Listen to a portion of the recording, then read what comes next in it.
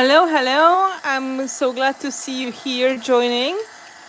We are just doing a little bit of the start so everybody can join, don't worry. And in case if something goes wrong, please stay on the line and I will post the link that is going to go through another way to live streaming. So please don't worry. I think I found the reason for the last time problems. So I can see 9 people so far. This is great. If you can confirm that you can hear me and you can see me, that will be great.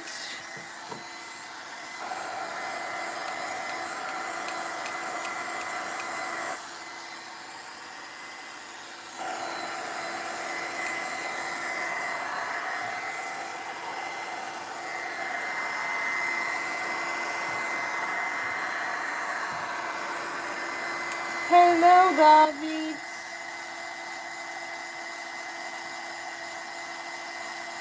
Okay, Jill, that's great. Hello, hello. I'm just drying the surface because I covered that with gesso.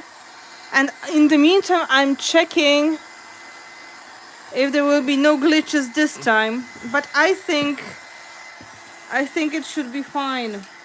Hello, hello. We're going to start in about 5 to 10 minutes, so you have a moment to grab something to drink, to get organized, and we will have a nice collage session. I hope you're going to be inspired.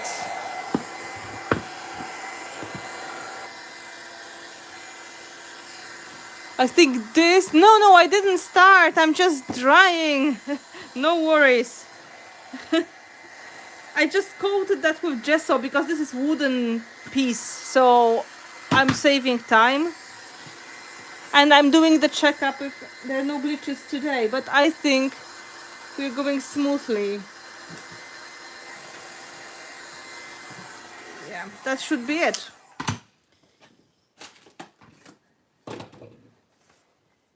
Hello, hello. I'm just going to check all the connections. Jesteś już wyłączony? Tak, już. Dobrze. Na razie idzie ok. Jakby co, mam tutaj włączonego StreamYarda. Będę musiała ratować, ale powinno być ok. Nie jestem wyłączony już. Hey, I'm glad.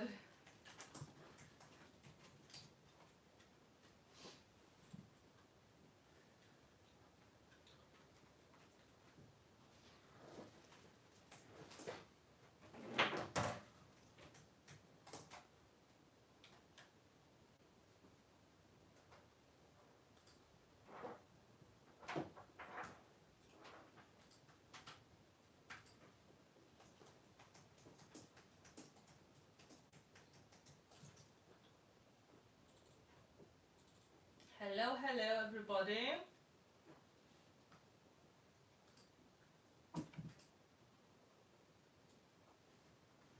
Okay, I think this one is working fine.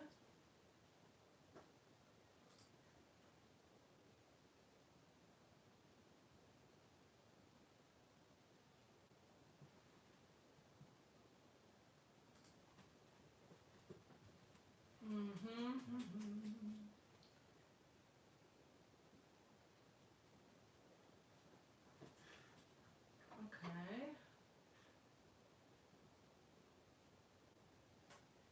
It looks okay. Pokażę Ci, jak wyłączyć u mnie Wi-Fi, wiesz jak? Jak Cię poproszę, to wyłączysz. Tak samo jak u Ciebie jest znaczek, widzisz? Naciśniesz myszą i potem wyłączysz po prostu słuchawkiem, ok? Łatwiej pokazać niż wytłumaczyć. Tylko śmiesznie zobaczyć słuchawkę. Wiesz co, on się zaktualizował w nocy, inaczej wygląda. Także sama nie byłam pewna. Rozumiem. Okay, hello everybody.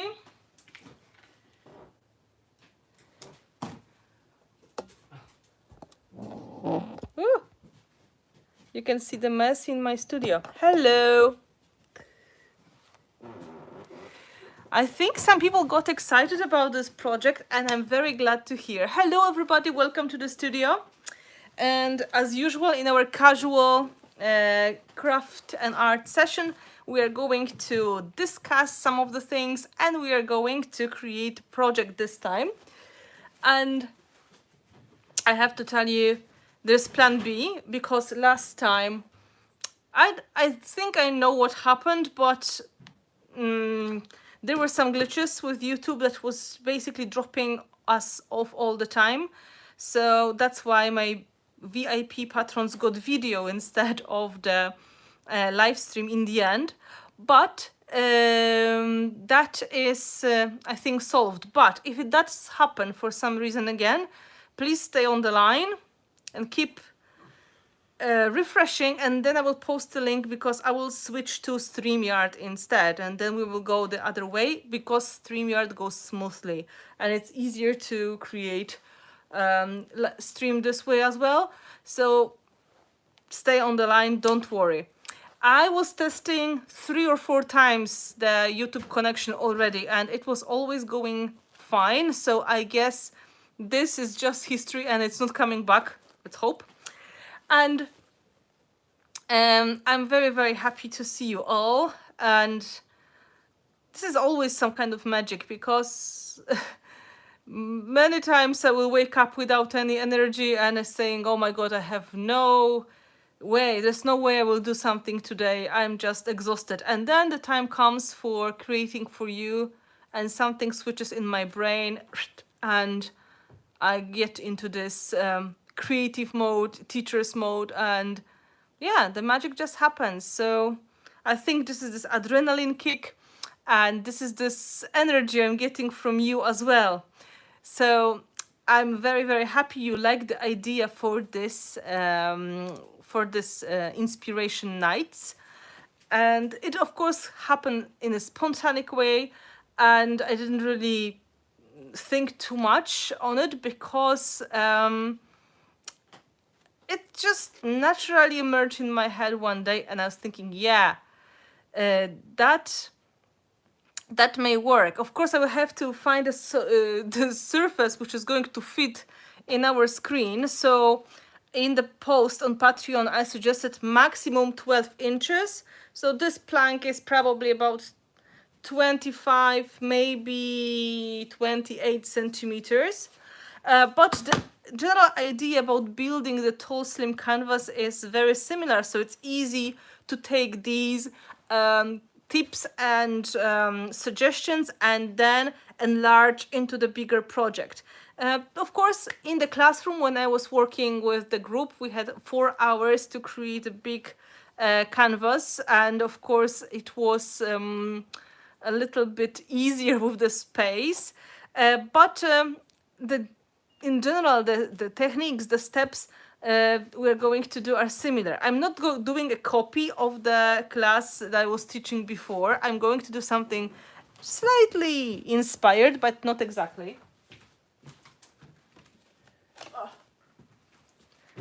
This is the Sadness collage that was one of the most popular classes for a long time, called Over Emotional. And you can see there's a lot of white space and this only half of the image used, and this idea I would like to include in my today's project as well. I would like to show you how you can use this effect, how you can organize the space, and of course we're going to play with white gesso and a bit of color and some interesting effects in the background. And there are so many combinations of techniques you can use to create project like that. So it's very possible we are going to do another session in the future, maybe in different set of techniques if you will like it. And hello everybody, I can see a lot of people joining. I'm very, very glad. Hello Ilona, Annika, Vasilis, Louise, I can see Creative Crumbs, I can see Debbie and Moika and Michelle and Caroline. So guys, thank you so much for joining tonight. It's great to see you. Oh, Elizabeth is here as well. And the idea came to my mind when I was making a project for Paint Your Heart and Soul class.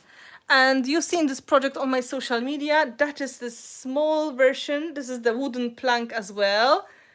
This is a plank. It's a block. It's construction wood, so it's quite thick.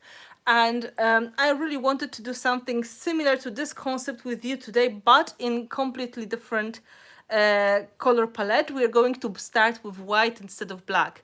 So it's not going to be overloaded with embellishments, and it's going to be quite mysterious, and at the same time we're going to create lovely layers. We're going to use whatever kind of paint you have on hand. I will suggest that liquid acrylics or metallic, depending on what you have on your table. They're going to work because we are working on the white gesso.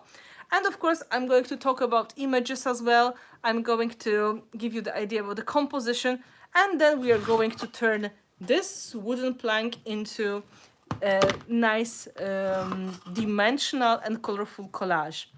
Of course, as always, you are more than welcome to ask questions. I've got another phone here, so I can read your questions at the same time. In the case of emergency, as I mentioned before, don't go anywhere. We will restart the live stream and everything should be okay. I'm just repeating that because last time it was frustrating, and hopefully the glitch is gone. Any kind of embellishments you have on hand will be useful if you would like to create along. I always suggest a little bit of the selection of sizes, so something bigger, something smaller. You will see what I've got. I've got some mechanicals, I've got some chipboards, I've got some paper scraps, and I've got a bit of the fabric, and I've got a little bit of the tissue paper because I would like to use it in the background today. And this is going to be very different to this over emotional class that I was showing you before. There were no tissue papers used here, so we are just taking a bit of everything from different concepts and putting it all together to create a quite nice looking, a little bit mysterious dimensional collage. I want to thank you all for joining and for the support, for all the new patrons, because we have some new people joining. I would like to remind you that if you are going to go to the Patreon website, the one that is my section, so patreon.com/Finnabair, if you're going to scroll down or use the tags, you're going to find all the previous live streams, our video classes that are open to you, because every month we're creating at least 2 videos, live streams or videos, which are open on €10 tier. This is the one that all of us can join. Whoever's joining today, you can see these. And of course, they're all open for you, and it's over 1 year of content, so this is a lot of watching. And if you have any questions, we've got a lot of help and support in our Facebook group. And of course, you can always request to join. It's not obligatory. Nothing is obligatory. You just do as much as you like, or as little as you can, or as little as you like. So if you feel like you want to watch live, this is perfect. It's always nice to have a group and ask questions and have this dynamics here. And if you can't watch everything, no worries, it's going to be recorded and you can always come back to it and watch later. And if you're watching the replay, thank you so much for coming and watching. So guys, I'm going to organize the table. So far, I'm just going to give you an update what happened. I asked my husband to cut a piece of wooden plank. This is part of my wooden floor, I think, here in the studio. And this is probably close to 25 centimeters. I will just check for you. It's 10 inches, so it's close to 25 centimeters. Well, 26 and a half. And because it was natural wooden color, I just primed that with one coat of white gesso to have nice white surface to start with. And this is all I did. And we're going to start from this point, and I will tell you a little bit about the plan for the project, how you can use that space, how you can plan it, and what kind of supplies may be useful. And here we go. Okay? So first of all, I'm going to switch you to the right angle. Just a little bit more so I can make sure you can see everything. You can see my other camera now. Well, not the other camera, my other phone now, so I can see the chat. Perfect. So as you can see, this with this angle to be close to the project, I'd say 25 to 30 centimeters maximum. I could go a little bit higher with the camera, but this long canvas that we can do in the classroom would be only visible that much. So it is not the best way to show this kind of project. It's much easier to learn the ideas and then transfer them on the larger project later once you have the time and space. So, and this is my plan for today. Hello everybody. And first of all, any white gesso is a good start. If you work on the canvas, which is already white, you don't have to do that step. Obviously, that was a wooden plank, so it was a good idea to prime it, so the color will be right, and it's not going to absorb anything. This is another example of the project that was done on the wood. It was some kind of the wooden frame. You can't say that later, but it had to be primed with a black gesso when I was starting, or white, but looking at the sides, it was probably black. So this is again a similar setup with just half of the face. And I came with this concept years ago, and I really like using just part of the image in my project. If you remember some of the videos I was showing you when we were talking about composition, I showed you that I used this idea quite a lot, and later I'm left with a lot of images which are just half.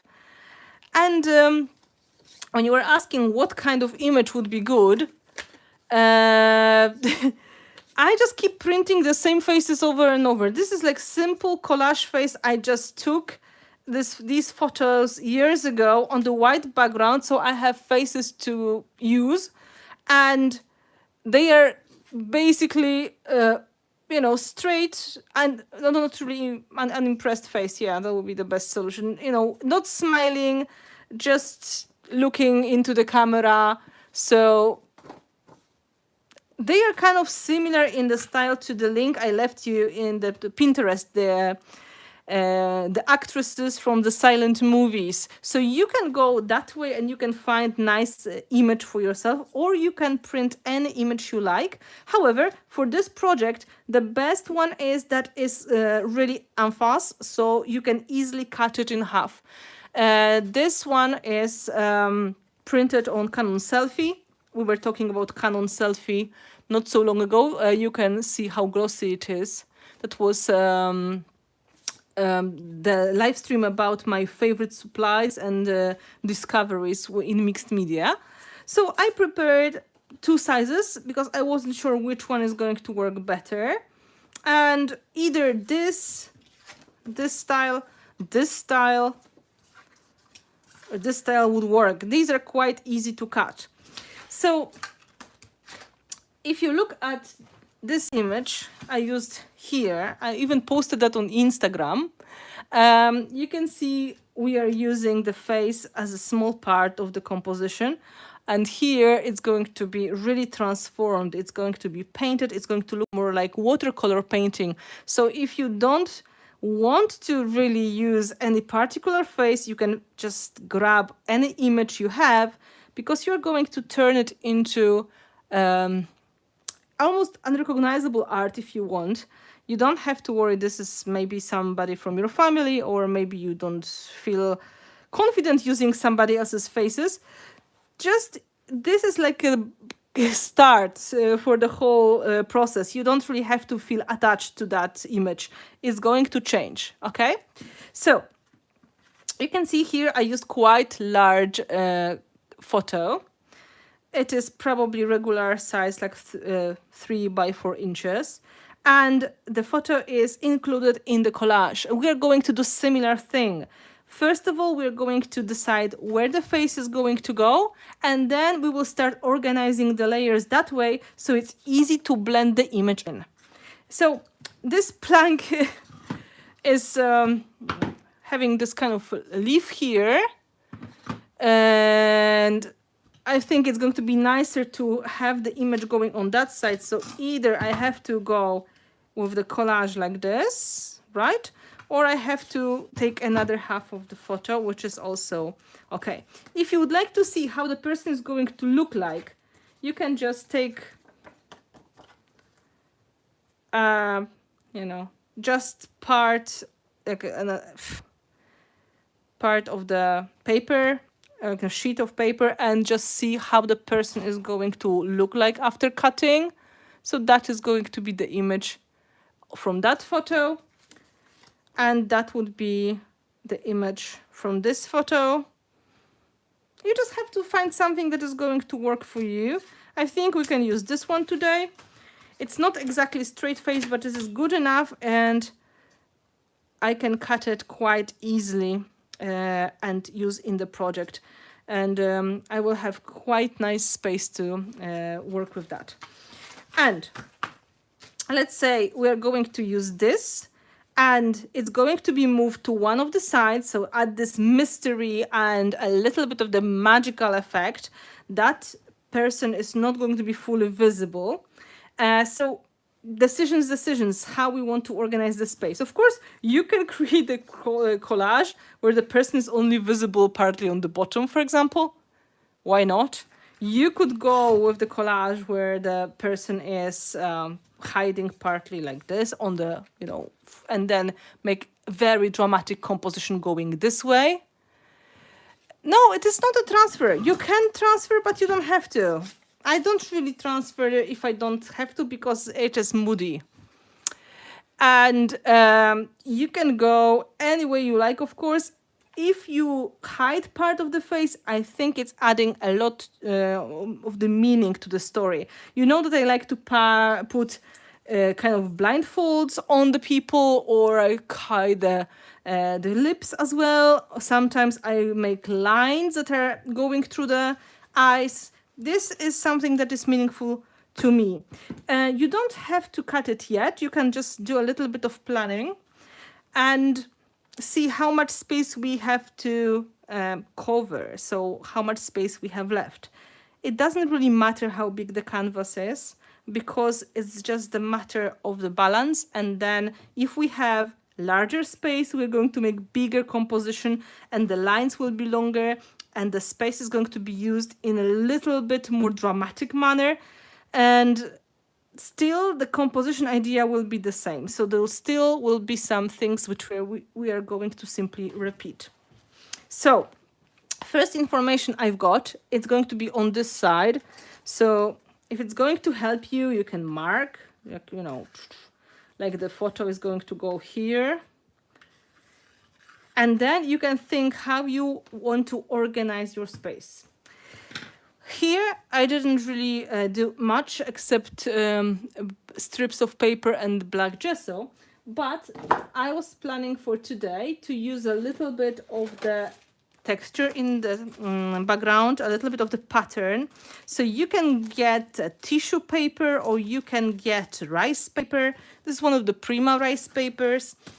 And we can stick it in the background and then blend it into the white. Okay? Hello, hello everybody. I can still see people joining, which is great. And we're going to work on the first layer, which is going to be a little bit of the pattern in the background. And my plan is to use some kind of transparent liquid gel medium. So, for example, soft matte gel is going to do the job. Okay, so I have it ready. I have my idea of the image on that side. I have my rice paper or tissue paper. I'm really curious where my rice paper is. Sorry, my tissue paper, because I put it here and now I think somebody took it. And by somebody, I think the cats. But no worries.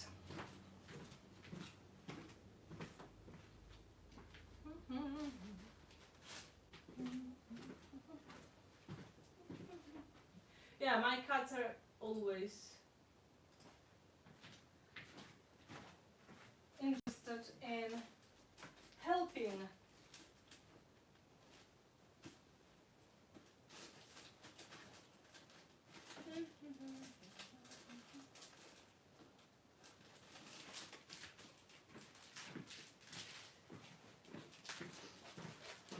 Of course, I will find it later. But now I'm going to use a little bit of this one, a Science Lover. I'm just going to open another one. I want to use a little bit of this machine patterns in the background. Your last chance, you can show up. No? Okay.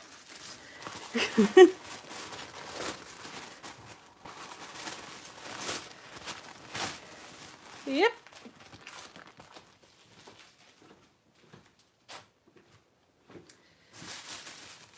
So, I was thinking I can use a bit of that background, a little bit of the text pattern. Of course, I don't want to have the face of the lady. I'm going to focus more on the text, handwritten text. So I think this corner of the paper will be very nice background. I will cut it smaller so it's easier to work on. Of course, I'm avoiding the people. I don't want them to be in my collage today. You have to believe me, I'm cutting. Okay, here we go. Then, of course, there are two things you can do. One of them is to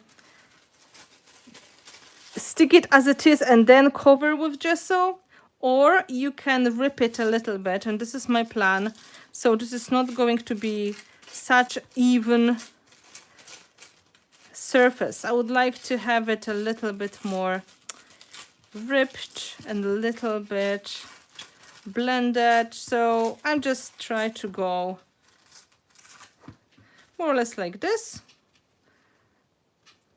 maybe even a little bit more. So then I will have these partly visible, and then I can blend with gesso from the other side if I want to. Of course, this I can keep for the next project.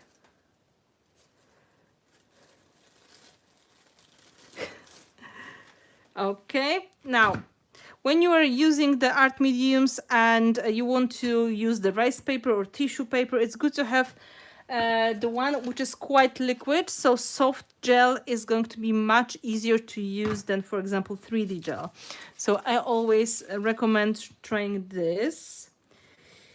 And now I'm just going to put a nice coat of the soft matte gel on the canvas. So this is going to give us a little bit of the print that will be mostly covered with embellishments and other elements, but in some parts maybe we're going to see it. Probably mostly somewhere here. It's always possible to cover whatever we don't like with the gesso later, so it's no harm. I'm just trying to get that done. You don't have to worry about the color as well. Maybe a little bit more this way. Because the color is going to be painted on the top, so it's easy to change the color of the tissue paper design if you feel like it.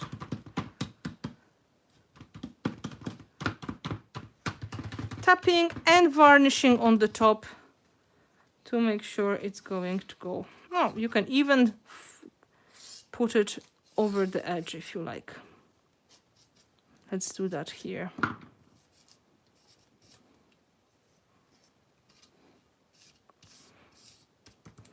Why not?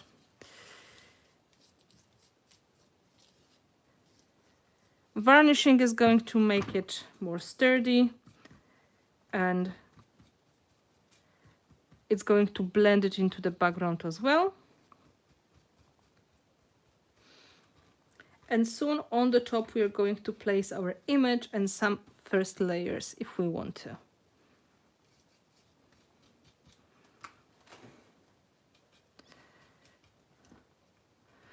Some of the parts are not needed apparently.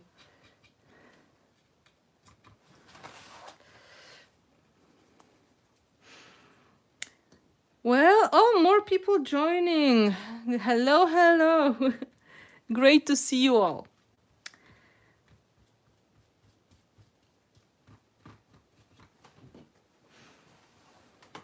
Now, a little bit of drying so we can touch it without picking up the paper by accident. And in the meantime, I will cut the face on my paper trimmer. So multitasking, this is drying with my heat gun. And that was soft matte gel, but it could be soft gloss gel, it doesn't matter.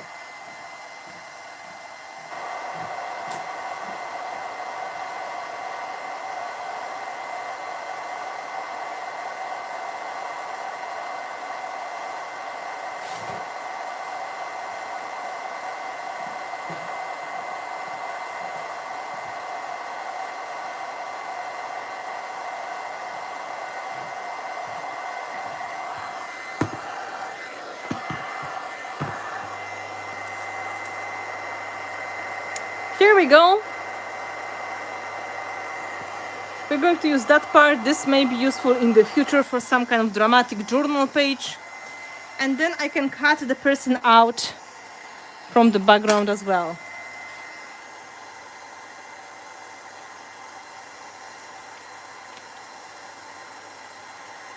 This is easy cutting because the hair is easily visible on the white background. It doesn't have to be perfect as well.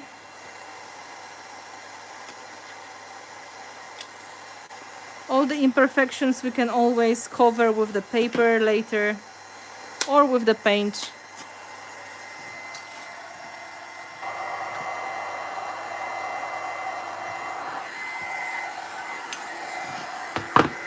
I will just dry it here as well, just in case.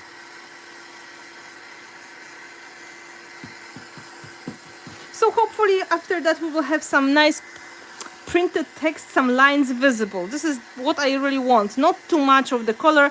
I would love to see the fonts. I would love to see these printed lines. That would be enough. So now we can see, oh, it goes so nicely with this halo here. So the plan is to put the face somewhere in that position.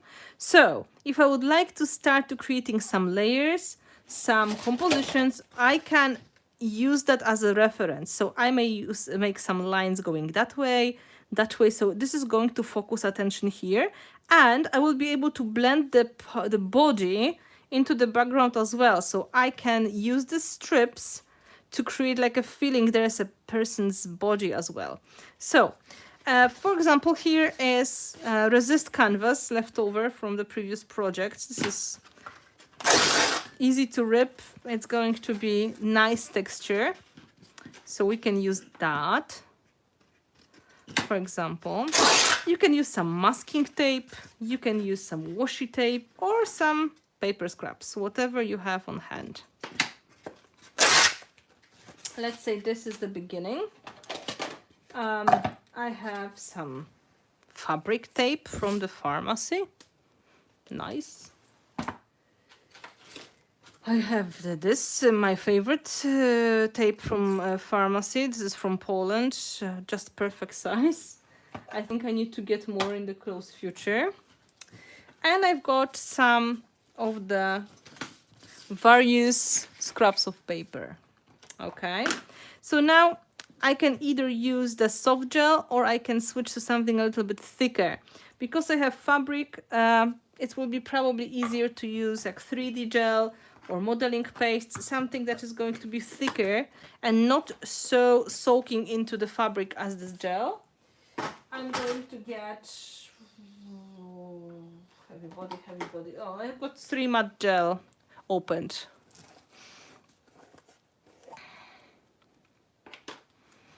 Hello, Denise, and no need to excuse yourself. We all have lives happening and you know how it is. So I'm going to create some basic layers, which are going to happen here behind the photo. I don't know how much of that I'm going to cover with gesso. We will see. I'm going to start with some really simple ones. And of course, you can multi-layer. You can put a lot, one on the top of another. This one has nice metallic print on it, so hopefully these textures will be visible, maybe. And this is, of course, the great moment to use any kind of leftovers you have on your table. Because one day they need to be finally put into use. Like, they can't stay there forever.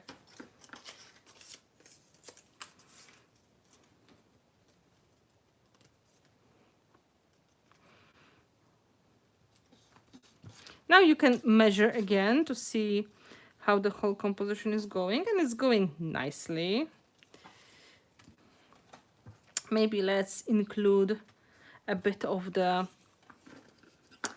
fabric because it's going to be different texture.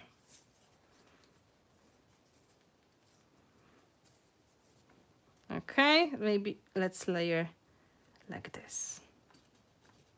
And maybe one going up and down. You can always add more later. This is like the base of the composition.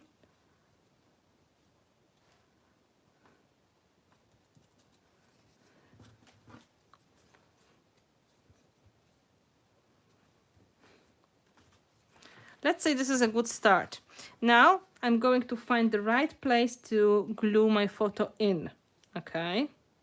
This is kind of important to have it in and then try to blend it with the background. I'm using the same kind of gel medium. This is photo paper, so it's not going to bleed through it. It's going to be quite safe. And of course it's dirty already, but no worries. Baby wipes will help. Okay. So we have the very beginning of the composition. Now the baby wipe to take the glue off.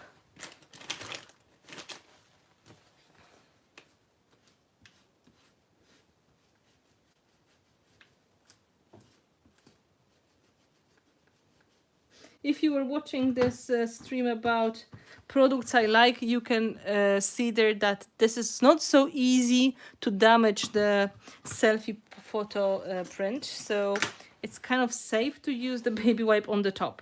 Now, we came to the stage where the image is in, the main composition is going to happen here, but we have quite a lot of empty space. You can think about small balancing composition in the opposite corner. So you can put a strip or two as well. So this is going to be a little bit of this balance. And if you start with the strips now, then in the next steps, when we're going to put some embellishments, you won't forget about putting 1 or 2 dimensional things on that side as well. I hope that makes sense, but I realized that quite easily it is to forget because you are, you know, in the creative zone, and then surprise, surprise, you realized when you start painting that, oops, I was planning to put something in here, but now it's too late. So this is what I do. I put these little things there to remember there is a plan to use it as a balance, for example, like this. I hope that makes sense. Oh, so shiny, so shiny. Hello, no worries, you are not too late. Remember, you can always catch up and see the beginning and later. So far, we started with the coat of the white gesso. We started with a little bit of the tissue paper or the rice paper, and now we're creating layers under under the photo, and then we're going to add a little bit more on the photo. Now let's blend that photo in, right? So let's find some strips that are going to break that all in. If you have the feeling that you've never seen a project like that done before, it's true, because this is the first time I'm doing the collage like this way. So it's also a discovery for me. It's going to be fun to see how the things go. I have some idea how it's going to look like, of course, but I can't really promise. I can tell you exactly what is going to happen, because I will respond to what is going on the project.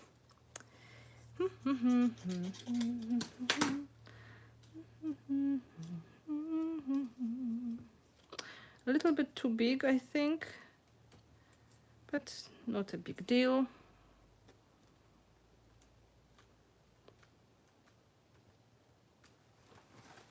What do you think? Not bad at all, I guess. Of course, I have too much of everything, as always.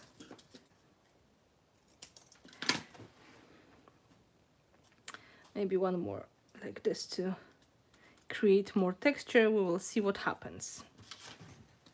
I should be finishing now with the strips. I have still a lot of these left, but the canvas is not too big.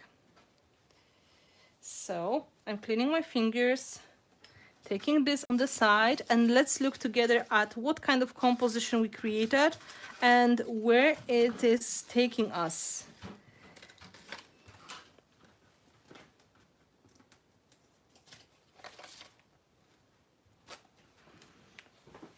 So more space on the table. Closer look, you can see I've got basically leftover pieces of paper background with the photo blended in between. Okay.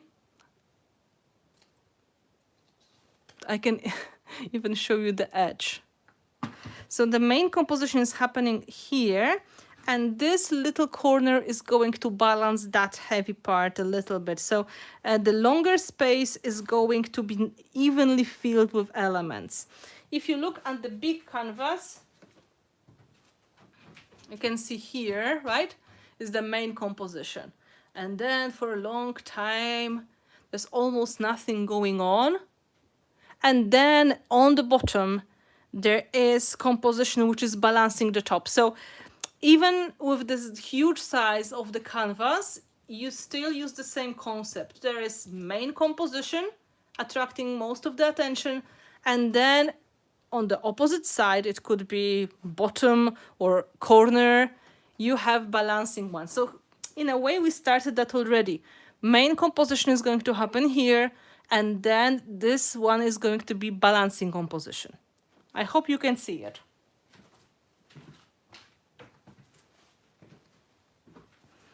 right?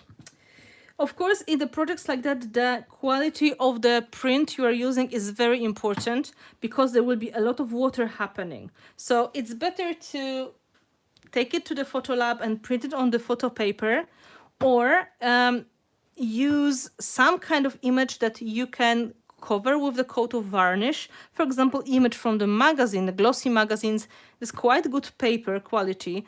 You can paint it with gesso on the backside, so it's not going to absorb anything.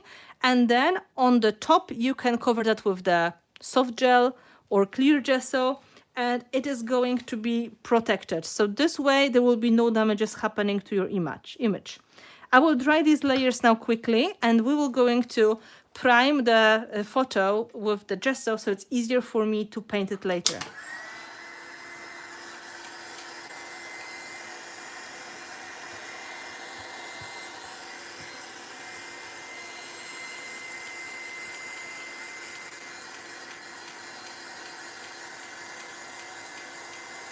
Oh, thank you, Gabi. I'm so happy that you enjoy it. I know I do it quite quickly, but this is how my subconsciousness works. It just, starts to go together nicely quite easily.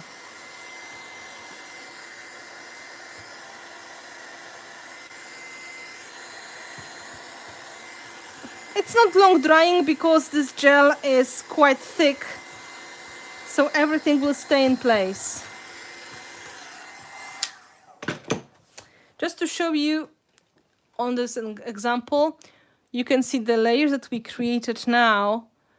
On the black project, they're going to just create a little bit of the texture visible. Here, they're going to be mostly whitewashed, so the effect will be similar, just in the opposite way. But hopefully here, you can see some of these layers painted already. So we're going somewhere on the middle ground between the large project and this one. I want to show you the ways you can create, and of course encourage you to use all the leftovers you may have on hand, because collage projects are perfect for using the leftovers. Now, before I'm going to put the embellishments and create the main composition, it's maybe easier to prime the photo with the clear gesso now, because it is still kind of flat.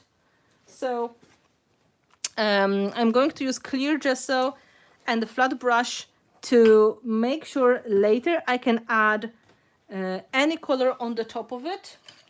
And also, by accident, I discovered during my creative process that if you will remove this gesso later by accident, rubbing this too much with the baby wipe, you can just dry it and reapply and nothing happens. So please don't worry. If it's going to scrap off by accident, we're going to fix it and continue later. So let me squeeze it properly. Can you guess how my toothpaste looks like? I'm sure you can imagine my toothpaste tube. It's not very neat and nicely folded. Some people do it, they just fold this perfectly, and no. I am not this kind of person. So clear gesso is very soft, and it's going to turn our image matte. And also it's going to help us add different kind of art mediums on the top in the future. So it's great solution. First layer, I will dry it and I will repeat, because one coat on the glossy photo may not be enough. It will be coming off easily.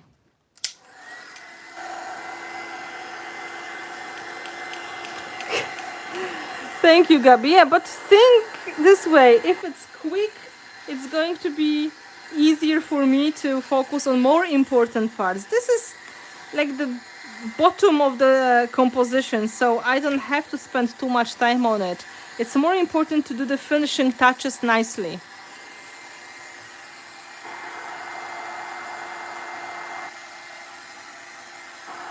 Hydration.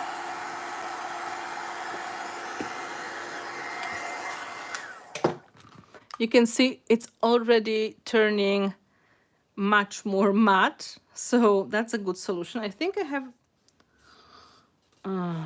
yeah, that was Kat's hair. Now it's going to be removed.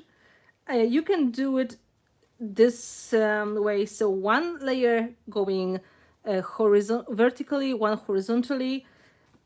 So the possible strokes of the gesso are not going to be so visible after drying. It's of course up to you.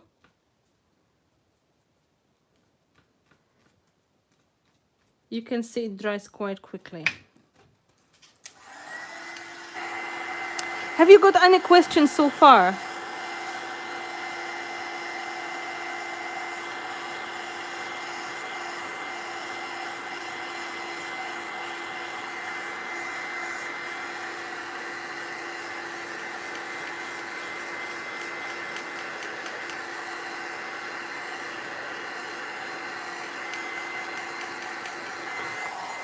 I will show you closer look. Matte. See? A bit of magic. Maybe you can see here, but really now it does look like laser print taken from the laser printer, very nice and fresh. So I keep this gesso here just in case if accidents happen.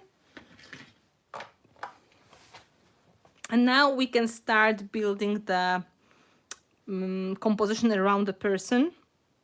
And that may be something as simple as just a bit of elements creating like a composition in the hair, or just a group of embellishments like a tiara, or it may be something very, very elaborate if you like.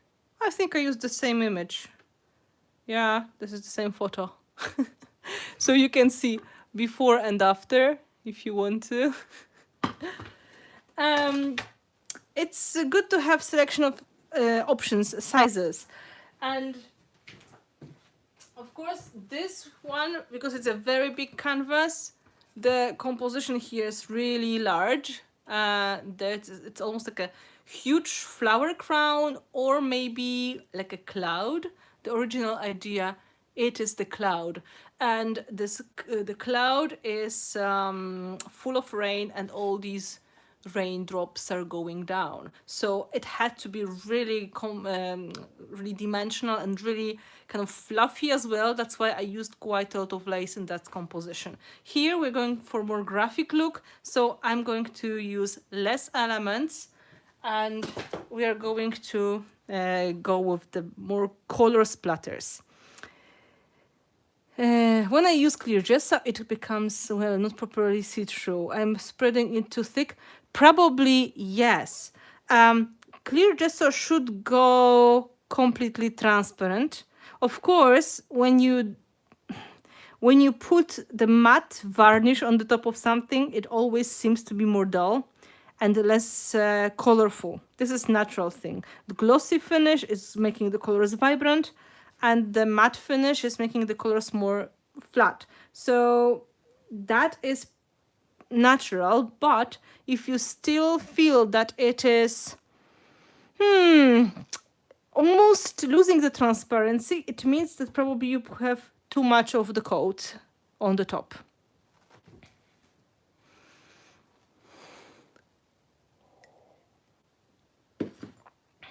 Oh, Gabi, there's no pressure.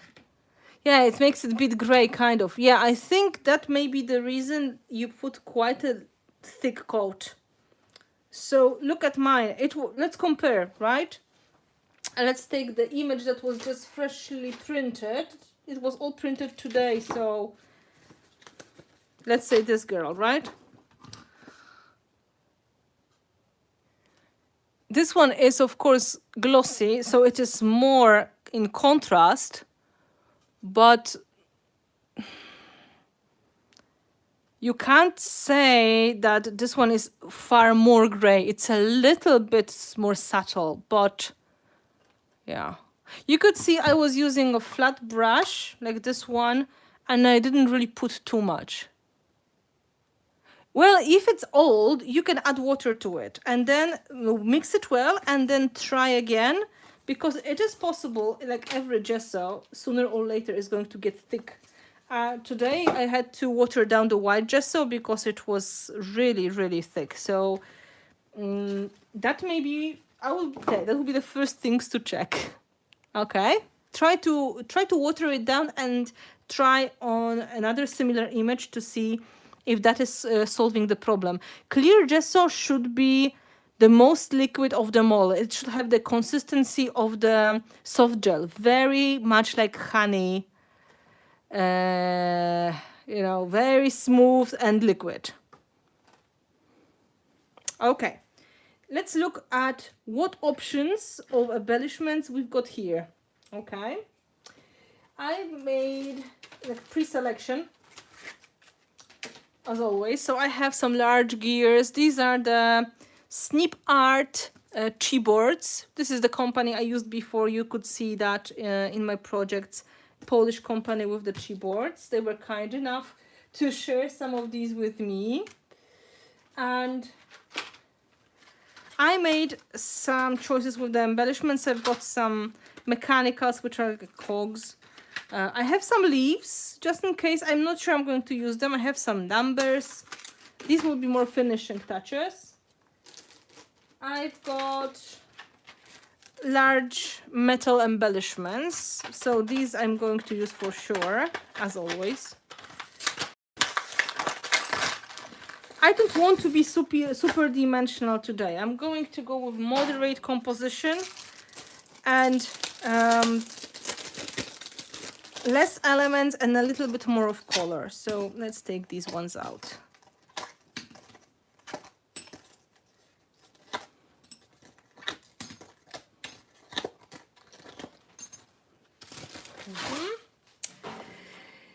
In case if I needed a flower, I took this set. This is metal blooms. So these are the medium sized and some asymmetrical flowers. And I'm going to take them out as well.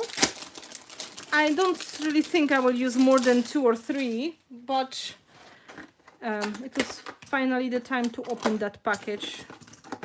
So why not?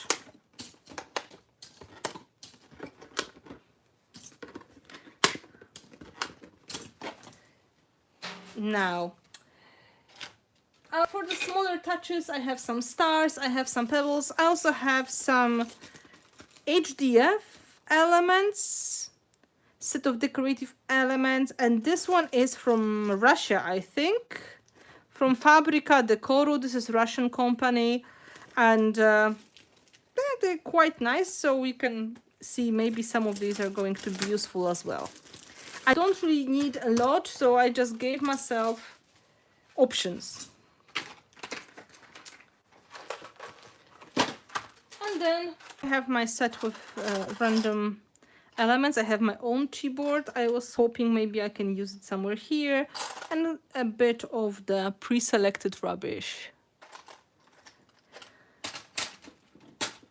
Sneaking in from work. Ah, naughty, naughty. We are not going to tell anyone. You have our word that we won't tell anyone that you are sneaking in. It's great that you can come for a moment. So, to start the composition, the first thing that we need to do is to place the large elements. And you have to find the biggest embellishment that you would like to use, something that is going to build the body of this composition. So in this case, I could start using keyboards because they are quite large. So I can try maybe incorporating these, although I think this is a little bit too big. However, if I will be smart and cut it, I may use it in a way. We'll see. I can use this big gear as the beginning of the composition, or this one. That's also a nice option.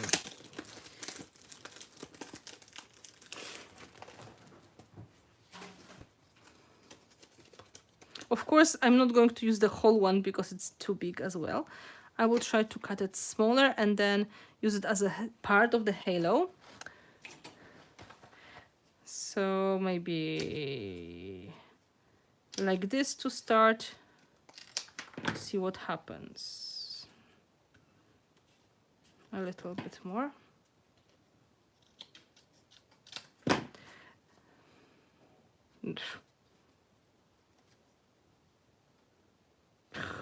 Okay, this way.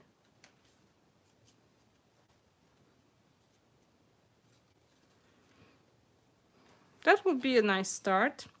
Then I can use that leftover as a part of the composition on the bottom.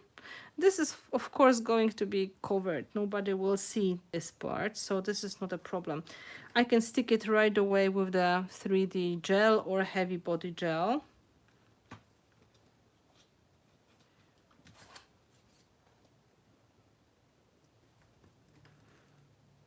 Hello Liliana, good to see you. We are all in the best possible company.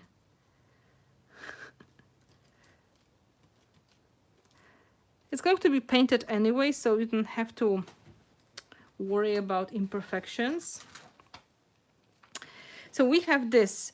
Kind of naturally, when we think about composition, we think about triangles. So now having big cog here and big cog here, I would think I need something from that kind on this part of the composition as well. This may be too big, of course, but how about using this one or cutting this one in half again? Oh, that would be nice. You may think I am obsessed with cutting elements, but it's so easy to make them work this way. Oh, I'm glad you enjoy it, Liliana.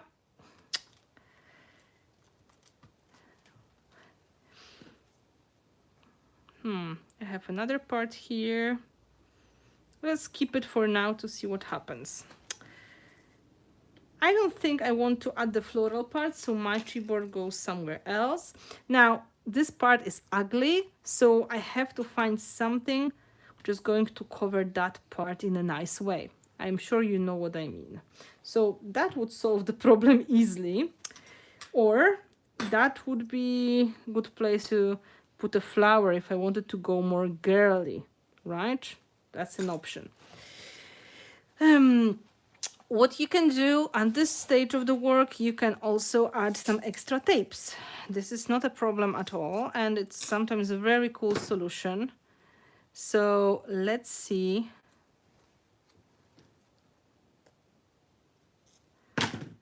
What we can do with that. Don't go up. No, no, no. Go straight, straight, straight, straight.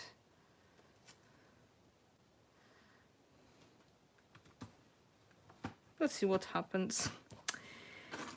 If I'm going to put this one here, then we can play a little bit and create more like a machinery composition.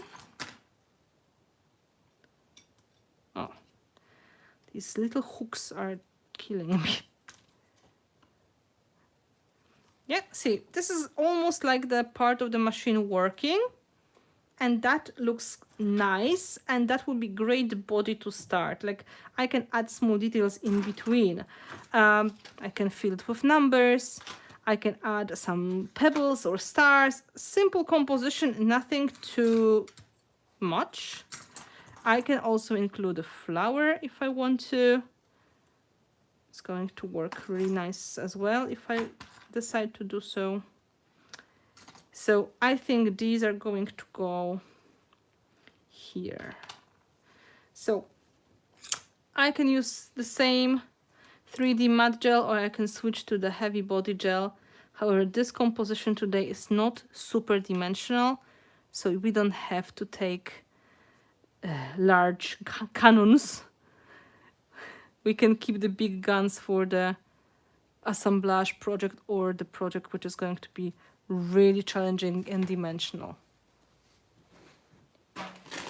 Of course, as always, if you see some kind of imperfections that are really annoying, like tons of gel, you can pick it up.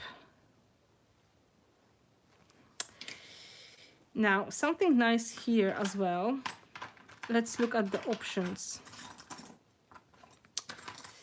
Flowers. What kind of other flowers I've got? Because I'm not sure if I want to use these ones.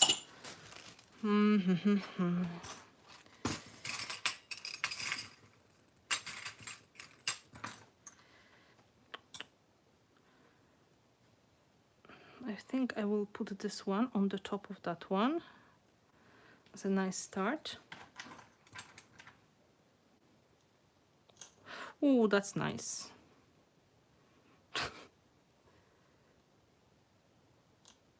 Come on, don't be shy, stay there.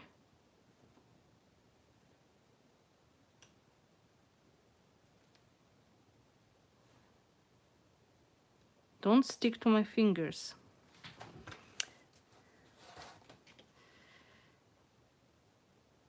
So now we are working on the main part of the composition. This is the part which is going to attract most of the attention. So it's good to use the best elements in that part, of course. We can add some found objects as well. For example, the bobbin. The bobbin together with the cogs, it's going to look really nice. What else have I got? I have this little belt.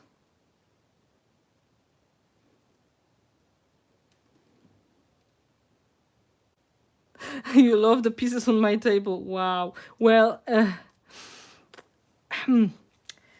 I know I have a serious hoarding problem, so I'm glad that you are my support here. Well, I always have great excuse that at least I use these things. And this is not I keep them and I never use them. So that kind of is way of justifying why I keep collecting things.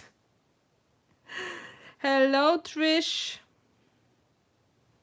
I really like the idea of the labels.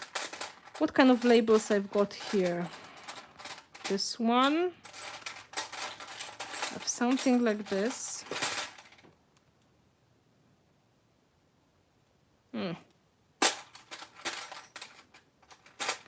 Have nice round one as well.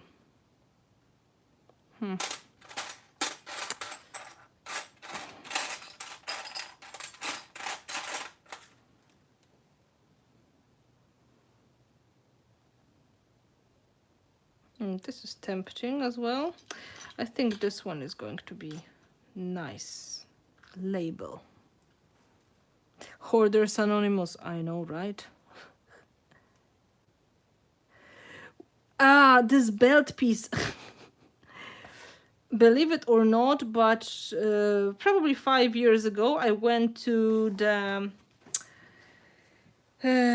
big wholesale shop and they were having all the possible accessories for sewing and knitting and all this kind of stuff.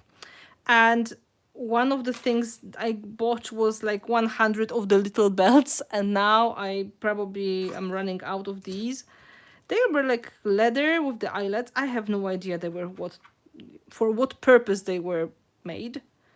I suspect it could be some kind of strap for your blouse or maybe for trousers, but there was no information on the packaging. I guess if you are into sewing, you would get the idea quite easily, but I am not qualified in that field at all, so I just figured out, okay, this one has a bit of potential, so I'm going to take it. It was cheap and it was a lot of stuff in the packaging, so good choice. Curating your collection. Oh. That's a lovely way to put it.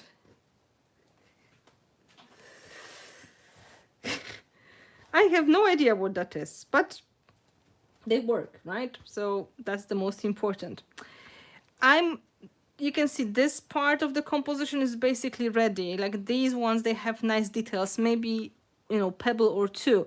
Now I would like to finish this to, you know, by adding something to make it a little bit bigger. But when I start adding the flowers, this is getting two-dimensional. This is, I really wanted to keep it more flat, just like this one here. So I will have to dig. Maybe I will find some other style of the flower.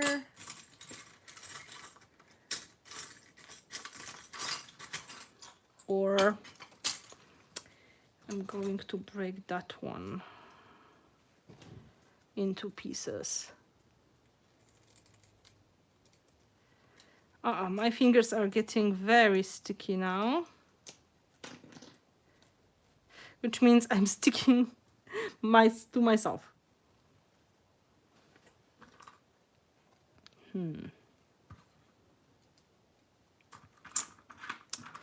Not exactly what I wanted.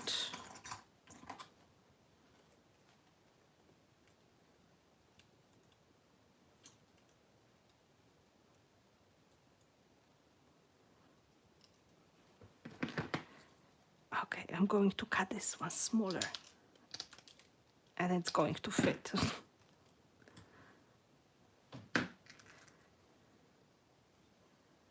Ta-da!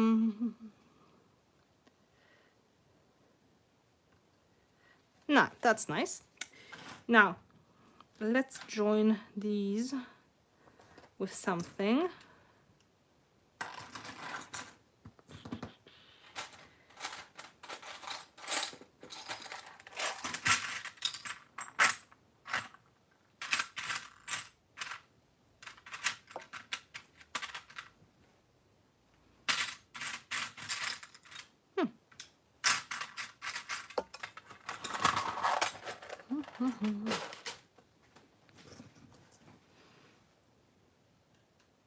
This is too small.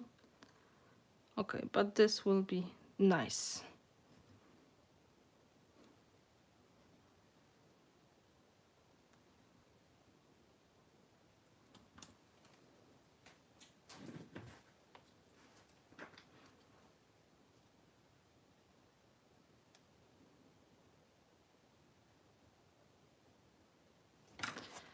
And now something in that part, not too much.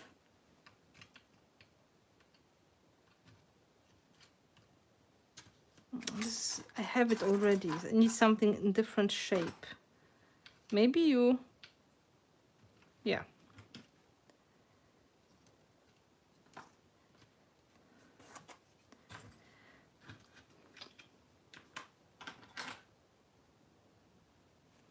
I think I have a perfect earring somewhere here.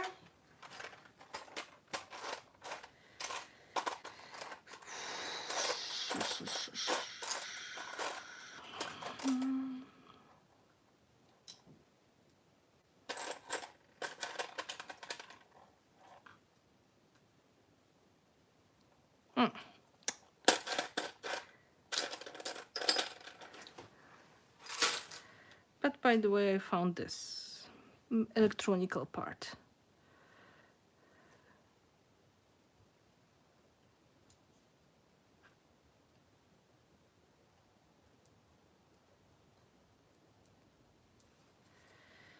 And here,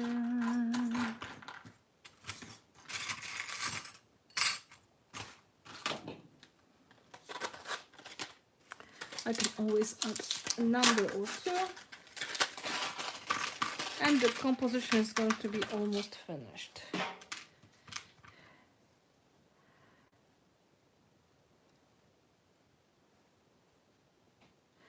And number 4.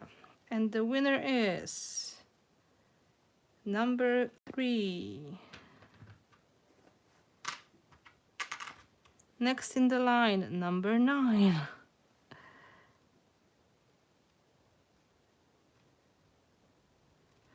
And finally,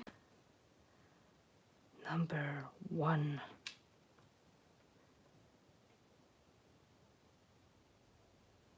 Yeah, that would be for the bags. That makes a lot of sense, Vasilis. You've got a good eye.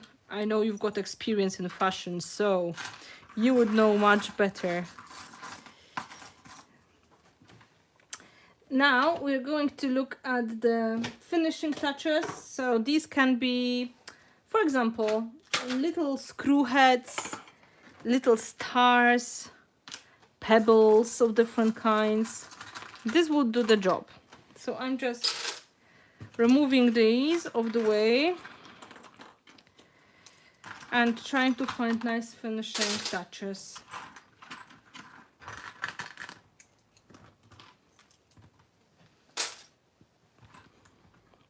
Well, as I told you, there was no information on the packaging what these are for.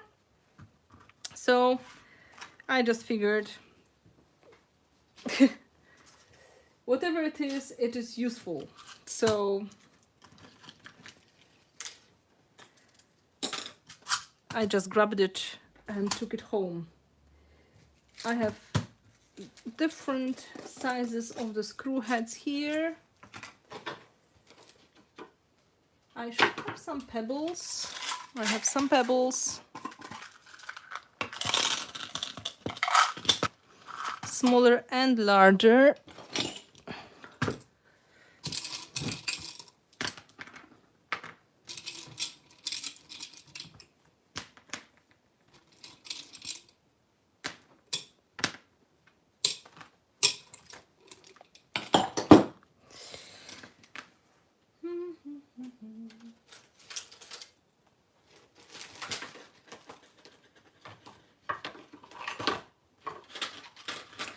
Just in case if you're wondering where the screw heads come from, small packages like that, mechanicals, 30 pieces. You have selection of different shapes and sizes inside.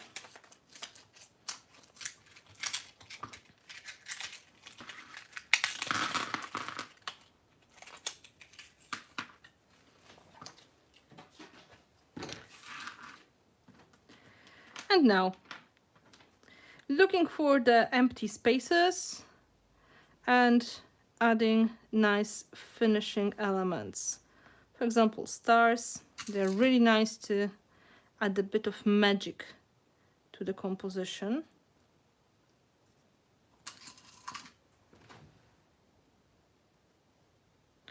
If you're not sure where to put it, repeat the same element in different parts of the composition. So this way it's always nicely, evenly organized.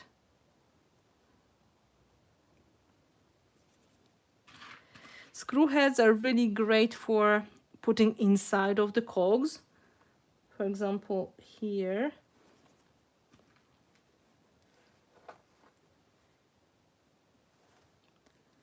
So they look like they are attached.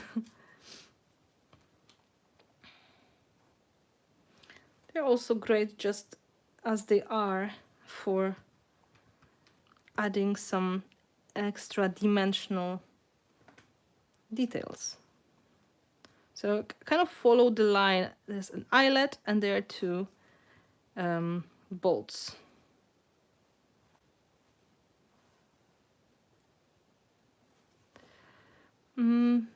Maybe more stars.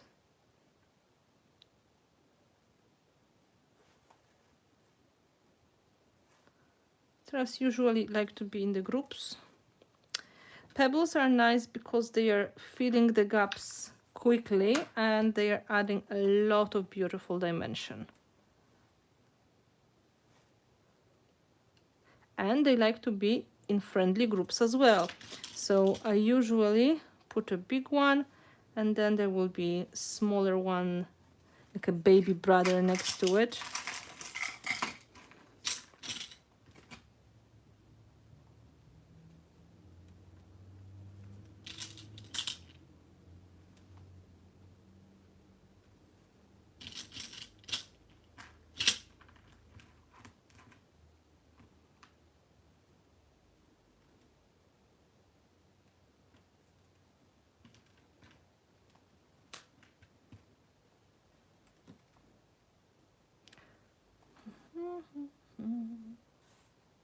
Almost there. Now it's a good moment to look at the composition and to see if you feel there's anything missing, because sometimes you will have a look and see it right away. Of course, it's good to switch your vision to black and white instead of the colors, because colors are optional and we are going to paint it white in the next step. So don't get too attached to what you can see. It's quite nice, but the idea about the colors may change. So as I said, well, don't get too attached to what you have here at this point.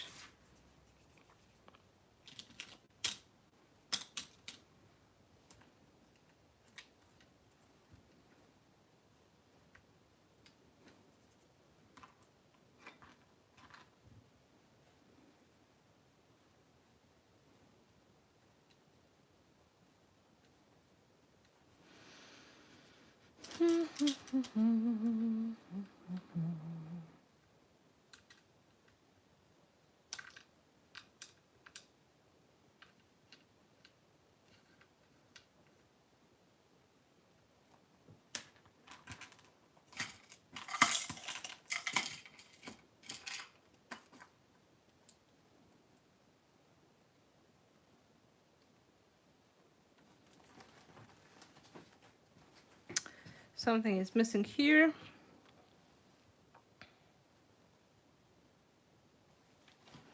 And that would be it. Okay, time to clean the fingers. Let's see the questions. Finally, children fall asleep. Welcome. Thank you so much for coming. The glass pebbles are difficult to cover with gesso. When I later put paint, it often comes off. I never had a problem with these. They are acrylic and I always prime them with gesso, and I really never rub it strong enough to remove the color. Maybe you don't put enough gesso on them and the coat is really, really thin. That may be the reason, I guess. This is acrylic, so maybe it is better to work with than glass. I don't have the glass ones at home at the moment. Years ago, I had a bag of the glass ones. They were like a little glass pebbles from IKEA. I think you were supposed to put them in the flower pots, but I'm not 100% sure. And they were heavy, so that's why I didn't like them. But I never had a hard time covering with gesso.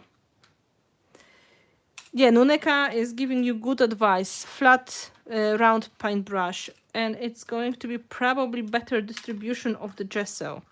Also, you can always put one coat, dry it, and put a second coat. Yes, they have to be completely dry. This is an important thing when it comes to painting. Oh, one more star. Let's see what happens. I'm leaning towards vintage brown and denim blue color for this project. Maybe with a hint of green, we'll see. But so far, this is what showed up in my head. I will now dry it with the heat gun, and in the meantime, I will clean my fingers. So again, multitasking. And if you have any questions, please let me know. And I will be right back. I will just wash my fingers.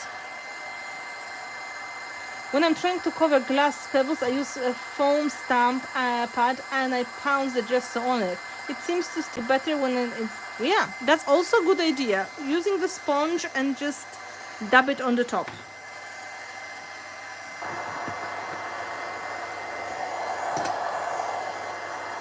Give me a moment.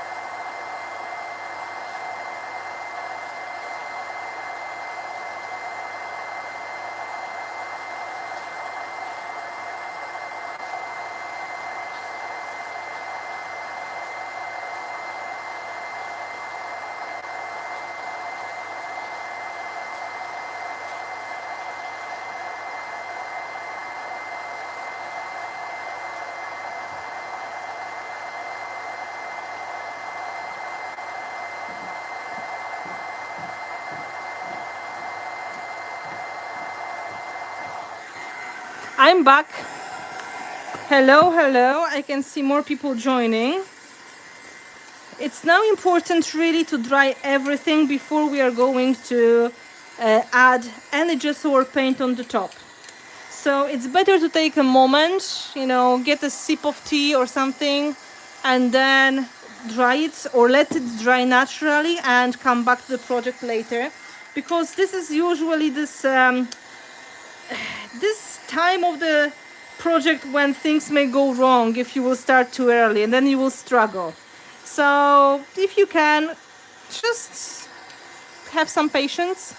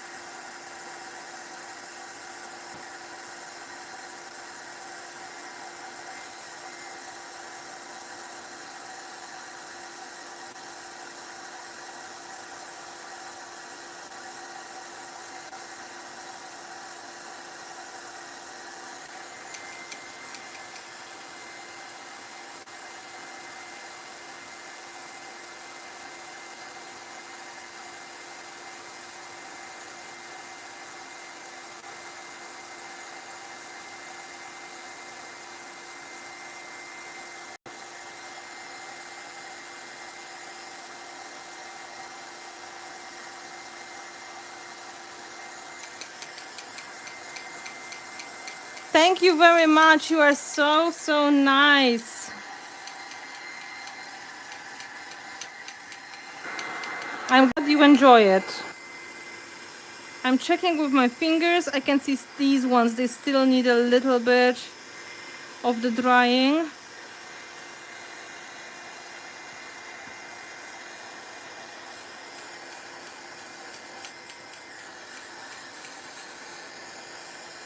Here's almost okay.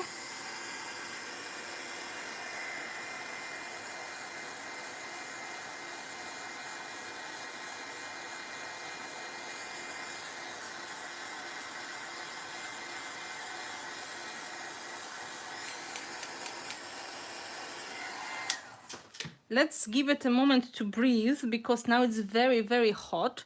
And now, once you touch the elements, they may still move because the gel is more flexible when it is hot.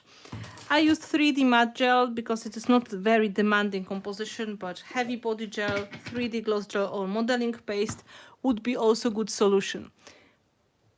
Now I'm going to come back to the white gesso. I'm going to take medium-sized brush, and first coat I'm going to put only on embellishments to see where everything goes, how it's going to act, and later I will also decide how much of the background I would like to see and how much I would like to cover with white gesso. So you don't have to make decision right away. Oh, this one is still moving a little bit. You can just start with painting the embellishments, more or less, of course. It doesn't have to be completely perfect. Especially blending in the background should be more or less kind of careless. So don't be afraid, just take that gesso a little bit on your papers, because after one coat the print is still going to be visible. So just enjoy the process. Mostly embellishments, that would be my best description of what we are doing. The photo, of course, is painted with clear gesso, so it's kind of primed. So if you paint it by accident, you can wipe it off. Now we're just getting rid of the colors that we have, but also we are priming all the metals, acrylics. They're all going to be so much easier to paint when they're going to be matte.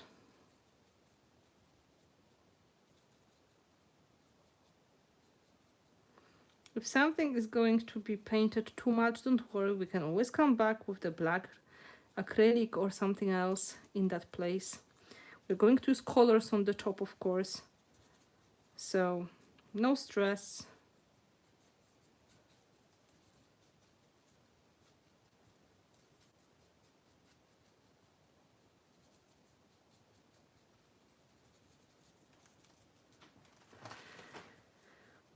Usually one coat on the dark embellishments is not enough. Gesso gets transparent when it is dry, so anyway, you will need 2 coats. I will pull it a little bit down so it's easier for me to paint, and also you will see everything. Remember, we're going to use acrylic paints to add the color, so if there are some imperfections, you will probably see nothing later of because it's all going to be somewhere under the paint. So there's no need to stress too much on this. In some places it's easier to dab.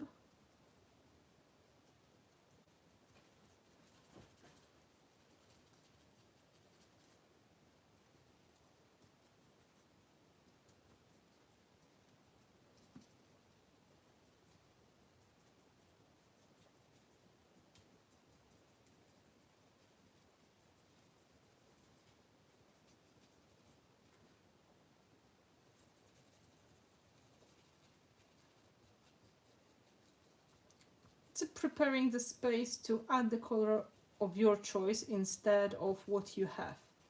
So you can think about the colors you like at this point and just use this like a meditative moment. Yeah, the soft blend between the embellishments and the background, if it's possible, of course.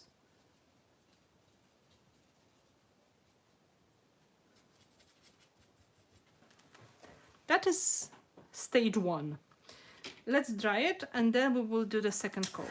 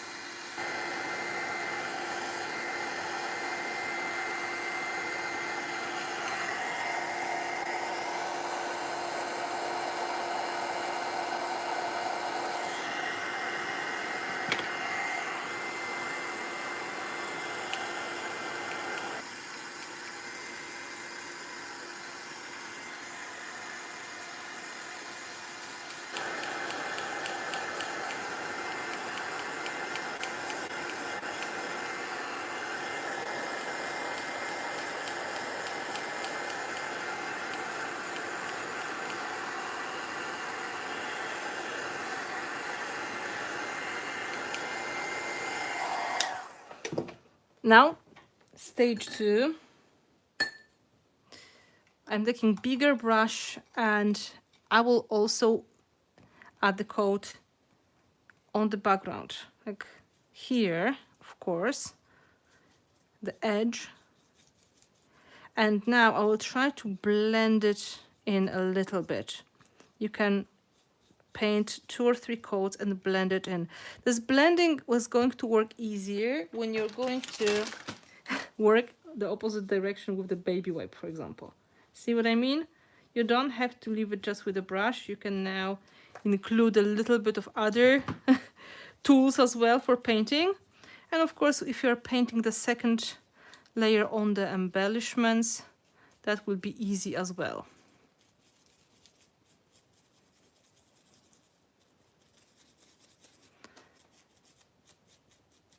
For example, here, I would like to blend that in a little bit. Especially this corner, I will probably need to paint one more time. Baby wipe.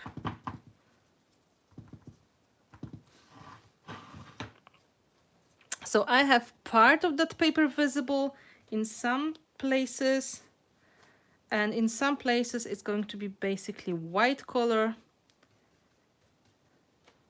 So I can pick and choose what I'm going to see in the end.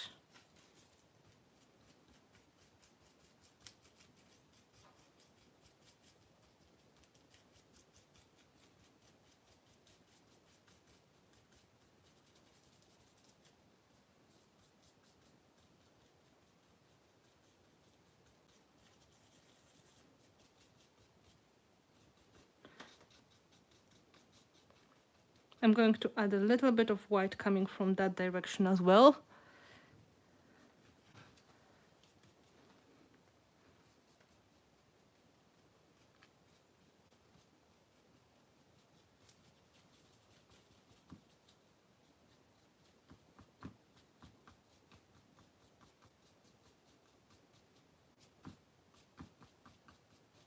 Maybe a little bit more. Dry it and see what happens. Where I should add more of the white. Embellishments should be fine by now. You don't really need more on them, but a little bit on the background is quite possible.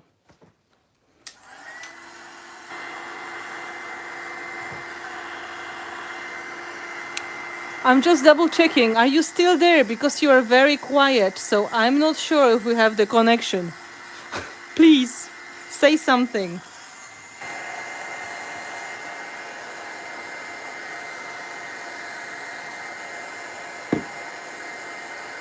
Okay. I can see you are there. Good. Thank you.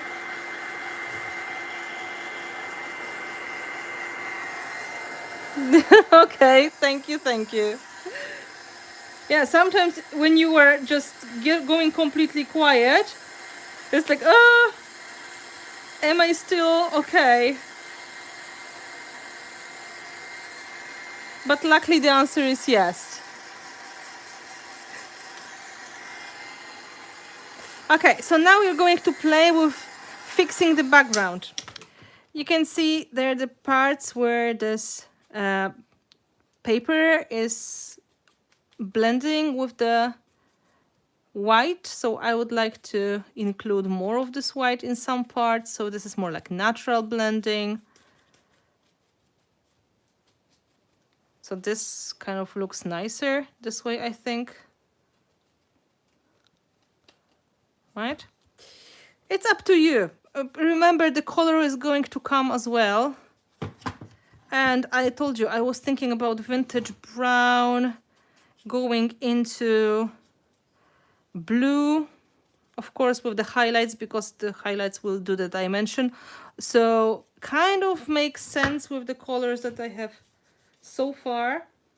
I'm just giving it a little bit more of the space. This print is going to be nicely visible in some parts.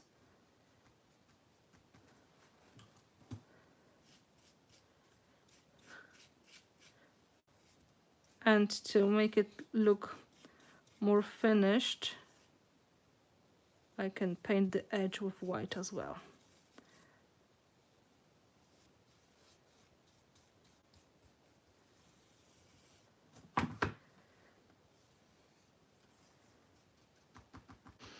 You can always add more later once you realize that this is maybe not enough or something, but just to have the general idea of what is happening, that would be our beginning. Okay, so now drying and working in our heads on the color palette. What would be the color? I will keep the gesso open, so in case if I would like to do some layering and blending of the color, it's going to be kind of nice on hand. And now the options are, I can use liquid acrylics, which I have here always. That will be easy. I can use metallics. Doesn't matter which ones. because I can get to very similar results with both of these. It's just a matter of which paint you have on your hand. We are going to use water, we are going to use color to go in between the embellishments, and then of course we're going to do the highlights. We did it in many projects, so I think you can imagine what is going to happen. We're going to get these browns and blues, and then very likely we will go with some drips as well. So whatever paint you will have, is it metallic or is it liquid acrylic, this is going to work. With the black gesso projects, I was using different solution. I used impasto together with metallics. This is a little bit different look, but on white. We don't really need to cover that white so much. We want to see the bit of the print, so it's better to have something which is partly translucent. And both metallic paints and the liquid acrylics are going to be translucent, so they are a good choice. I hope that makes sense. I think in the future you may convince me to make the black version as well. It's just a matter of organizing that. If you would like me to make the one with the black gesso, with the darker colors, something more like I was showing you on the smaller canvases, please let me know, because that may be interesting as well.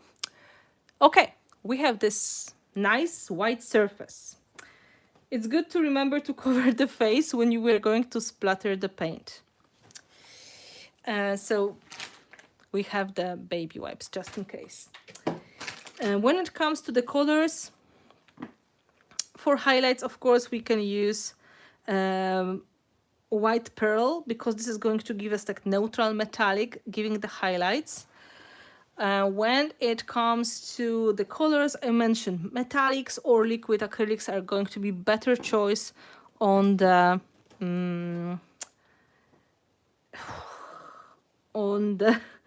white surface. Sorry, my brain froze for a moment. So surely some black for the shadows is a good idea. Some ultramarine, which is similar to denim blue, especially mixed with black. And of course, burnt sienna for the brown touches. We can use it together with a bit of ochre.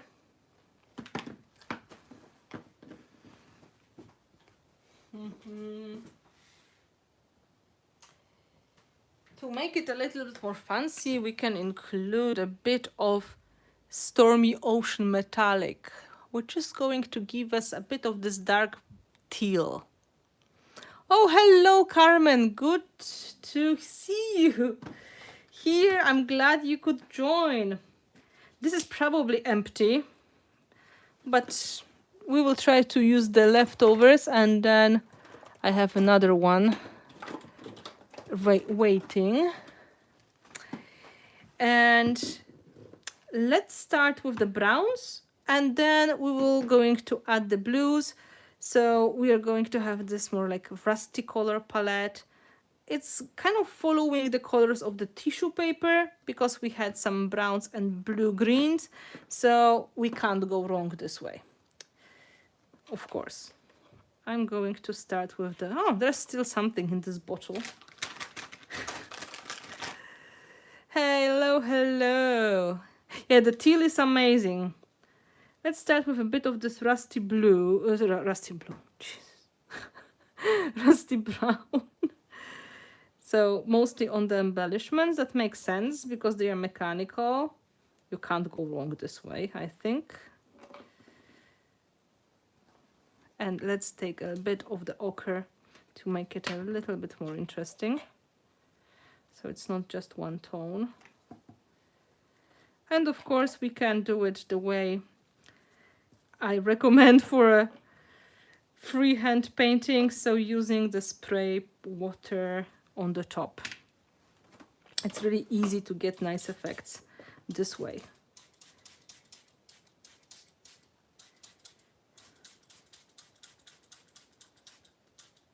It's a bit of rusty mechanical effects.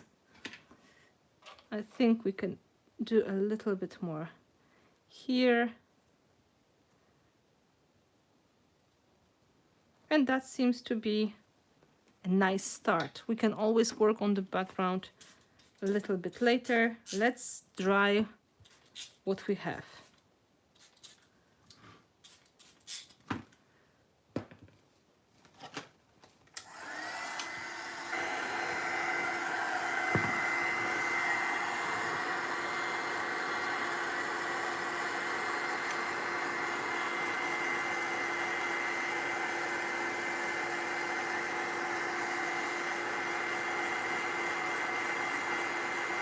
I don't want to put a clean blue because in this rusty color palette it may not work exactly the way we wanted. So I'm planning to mix ultramarine with a bit of black, and of course I told you we're going to add a bit of Stormy Ocean Teal, which is metallic, so it's going to add a little bit of extra kick. But before anything, I want to dry it, so we will have this vintage brown, safe and permanent. So we can paint on the top of it or around it without blending if we don't want to.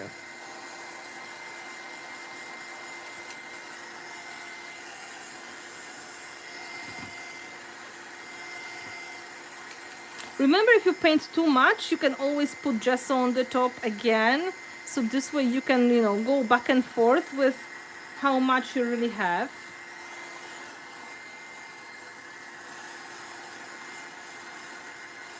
Yeah, exactly. That does look like tea infusion. And it's a nice start. I just want to break this brown with the blue.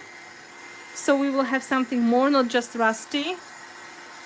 And we have these blue shades here already, so that makes sense.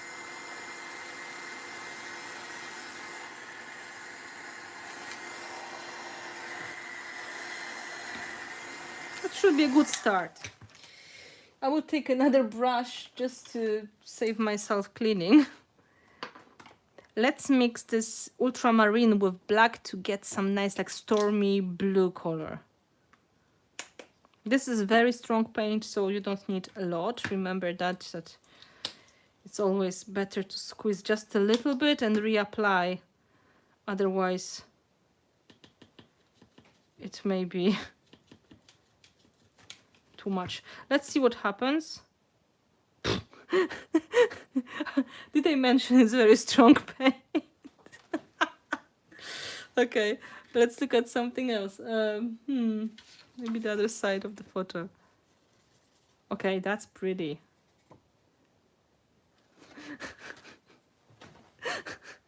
I will put some water so it's not going to kill us right away.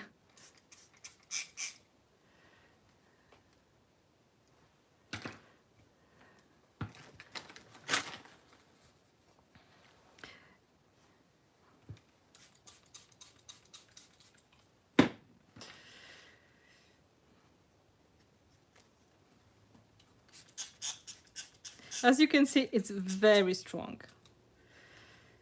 I think I need to add a little bit more black into it in some parts. But it is beautiful, and in a way it is like a perfect match. Browns and blue, it's always a good choice.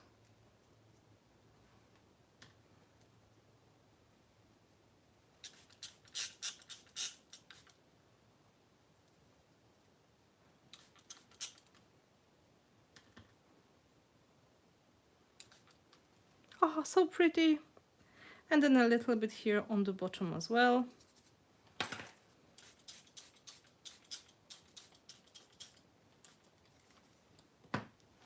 Now,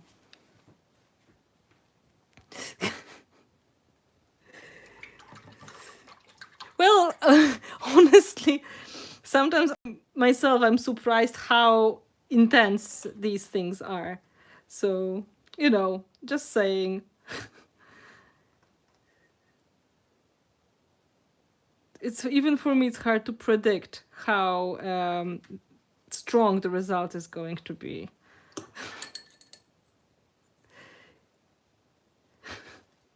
Like, it's nothing is, it's not really easy to make any mistake here. We are just playing with the colors. So in the worst case, I will have to repaint it. Not a big deal, honestly. I will dry and I will try to add a little bit of the metallic teal. Okay. We'll see what happens.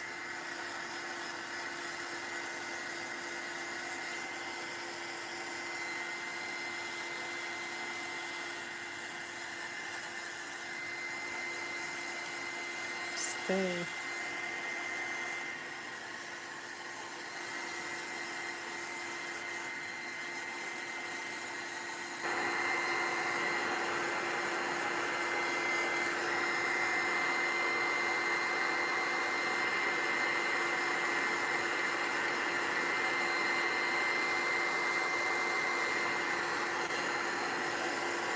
We are making the colors now. Soon we are going to work on the drama and on the highlights. And then, of course, don't forget the makeup on the face, because that is also very important. In the collage, when you want to have the image included in the project, it's important to blend it in.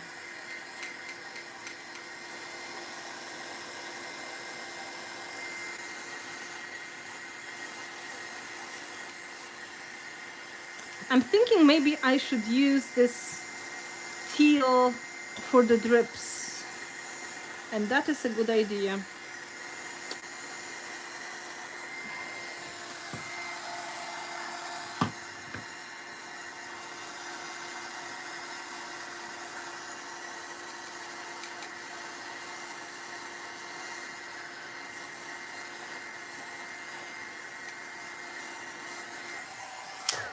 Now, I would add a little bit more of the black to add more dimension to this part. You know that with the dimensional projects, it is good to have a bit of this darker closer to the bottom and light closer to the tops. If you didn't see the video about making composition and creating textures in mixed media, this live stream was done a couple of months ago. You can always come back and have a look. Look, I'm just trying to add more of this darker tones here, right? This black from liquid acrylics is not very aggressive, so you can easily use it straight from the palette and get the things done. You can see what is happening. It is making this composition a little bit deeper.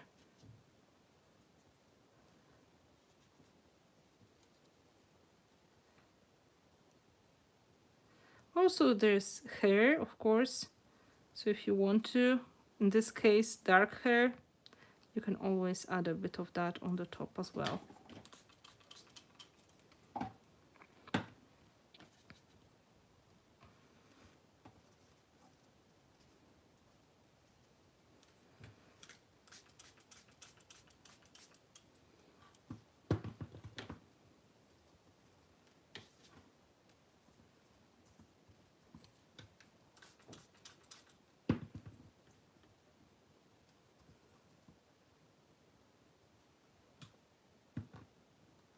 Yeah, face makeup on the composition is important, because if you use the image in the composition like that, it does need to go in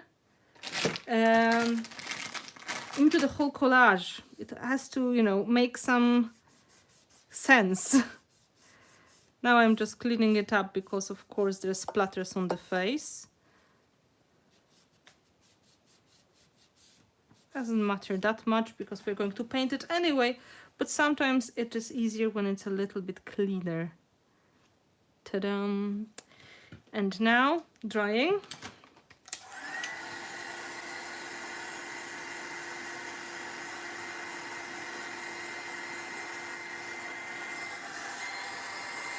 And blowing the paint the other way, not on the face.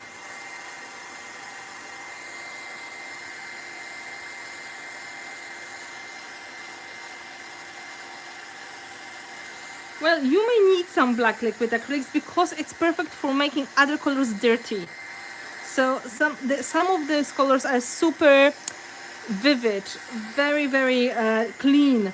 So if you'd like to get more grungy results, you need a little bit more of the black to honestly just make the color a little bit more dirty instead of too clean.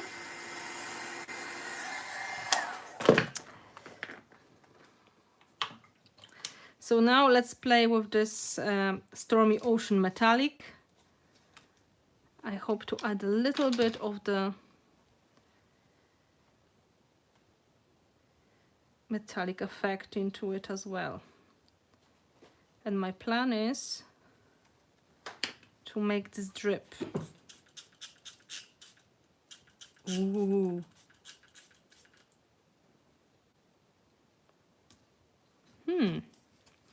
Pretty.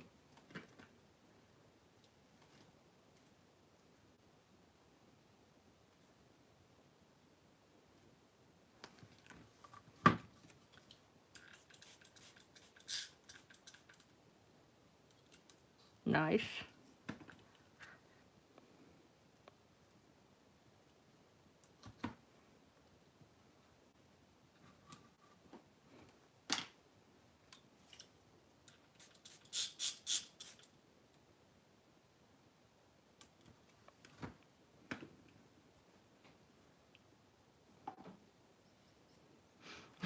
This leaf here is a little bit problematic because the paint is just sitting there.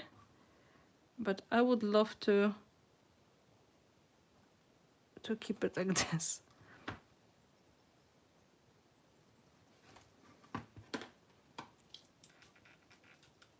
Come on, don't be shy. Drip.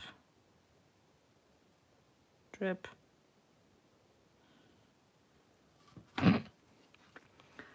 And it dripped.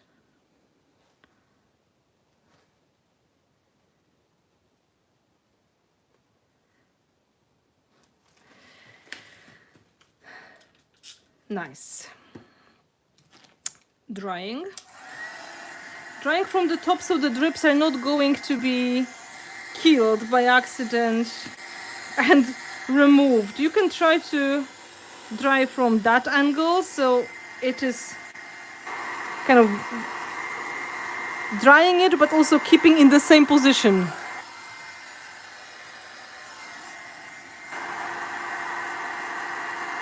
I told you I'm going to do the things in this project that you probably never saw in this project before because I'm trying to entertain myself as well.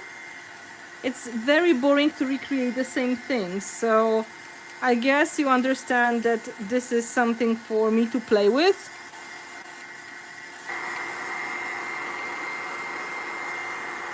And you can see these are metallic now, but they're not overwhelming. They're not too dark. They're because mica is reflecting the light, the effects are beautiful.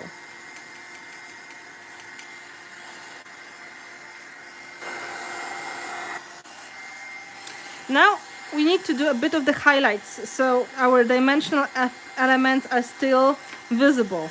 When I was posting the information what you can use in the project, I suggested white pearl metallic paint or white pearl wax, something that is going to be neutral and it's going to help you create the effects. Oh yeah, it's kindergarten paint, exactly. You have to push it. So come on, you go.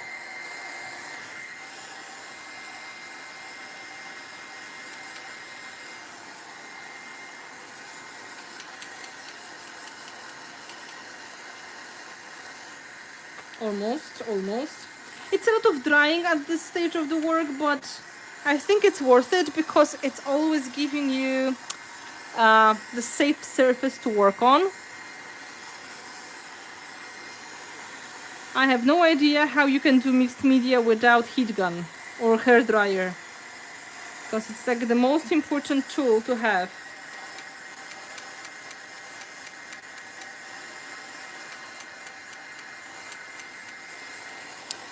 Which liquid acrylics? Sure, just a moment. I will switch on off the heat gun. First of all, for the brown color, it was burnt sienna and ochre. Ochre is here. So they gave me 2 shades of brown. Ochre is more gold, where burnt sienna is more like tea stain. And then the blue color, it was ultramarine with a bit of ink black because it was too clean. So I added this black into the blue. And then I used black to add the shadows.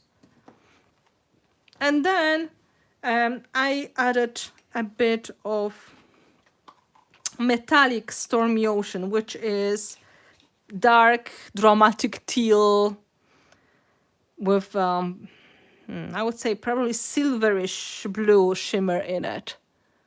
So that was the color combination so far. The highlights. Either the wax to do the highlights or the white pearl metallic paint.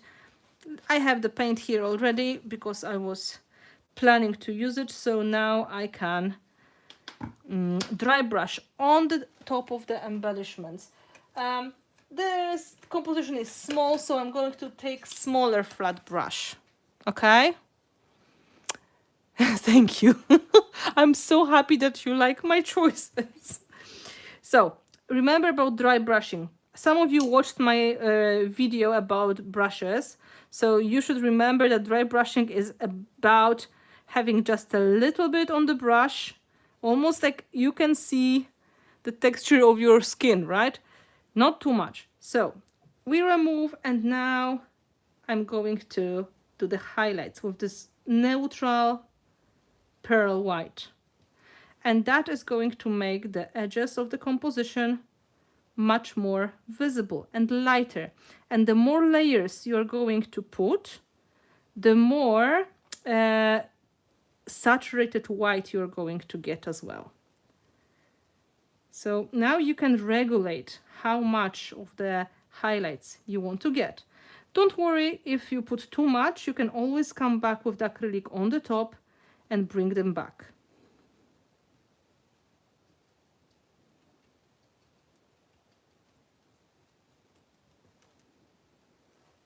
This is this moment when you can just take a deep breath, sip of coffee or tea, and then enjoy. Try not to kill everything. You don't want to lose all the color. You would like to highlight the tops.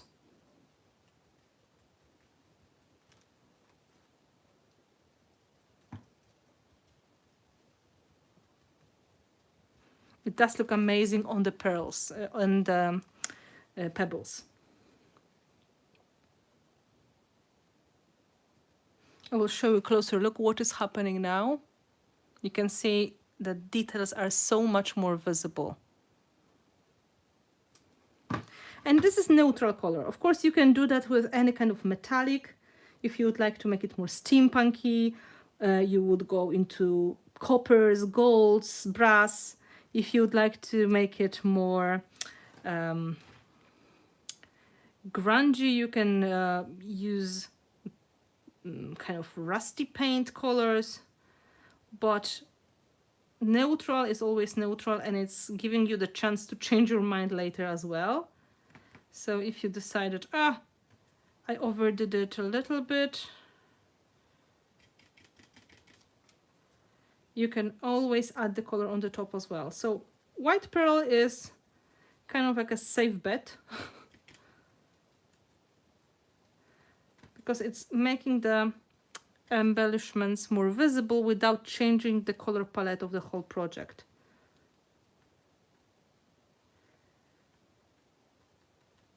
And because you are dry brushing, you can easily stop on some point and decide, okay, I need to stop now before I'm going to make everything white.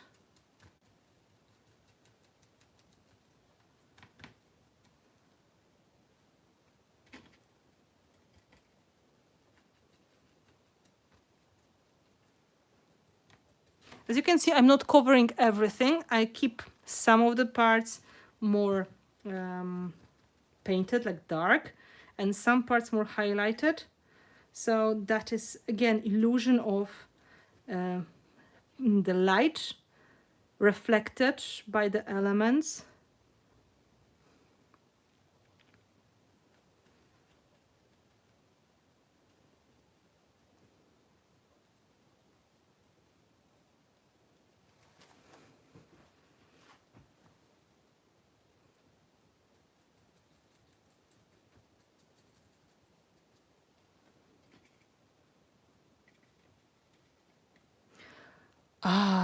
So for burgundy, for a more romantic feel, honestly, I'm huge fan of the burgundy with the purples, like the colder purples, or kind of combination with the rusty orange, or rusty red, and then finished with, for example, with white gold.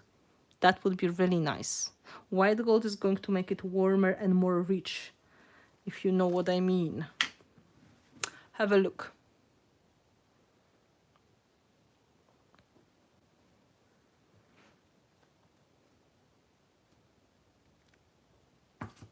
So I will put it on the side now. And before I will decide what else I can do here for the extra colors, I will do the makeup. And then once I have it all together, I would know where I need to change something here. Although it does look very nice, I have to say.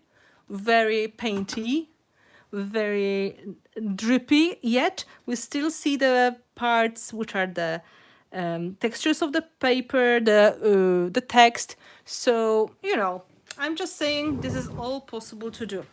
Now, the makeup. The makeup is, again, it's important to have the surface of the image that you are working on matte. So it's easier to use the brushes on the top of it. I will just clean the water, so it's easier for me to switch the colors. And I'm going to use mostly liquid acrylics and this Stormy Ocean paint to create shadows and to create a little bit of the color that is going to go with our color palette. Last time I used coral for the cheeks, and I have to tell you that was a really good solution. So maybe I will use it again.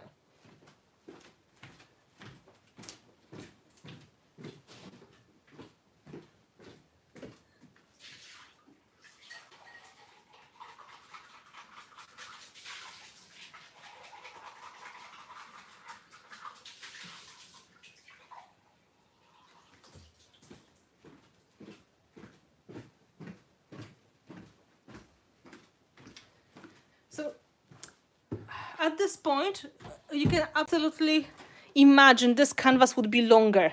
So this composition would be further to the top, this would be more down, but we still would have the same balance. So our eyes would follow these groups of embellishments, and then the part of the face, which is our image, would be always attracting a lot of attention. The size of the canvas here is restricting us, of course, from going that way, unless you're working in the horizontal version. But we keep thinking about the proportions and what the most important part of the project is. Slim canvases are giving you this chance to play with the effects such as drips, stamping, creating textures in selected parts, yet there are parts of the project which are almost untouched. There's just a little bit of the color happening. It's this negative space, or as people say, white space, and it's giving you the breathing, the breathing space for the composition. I mentioned that before when we were talking about the composition in mixed media, that some people believe the more elements they're going to put, the better. But the reality is, it is all about underlining what is important. So it's like, look here, right? And showing what is just the frame for this important picture. So in this case, when we are working with the image, and naturally the photo is the point that should be attracting the most of the attention, the most work in detail and elements should go close to that image, so it's attracting attention in the right spot.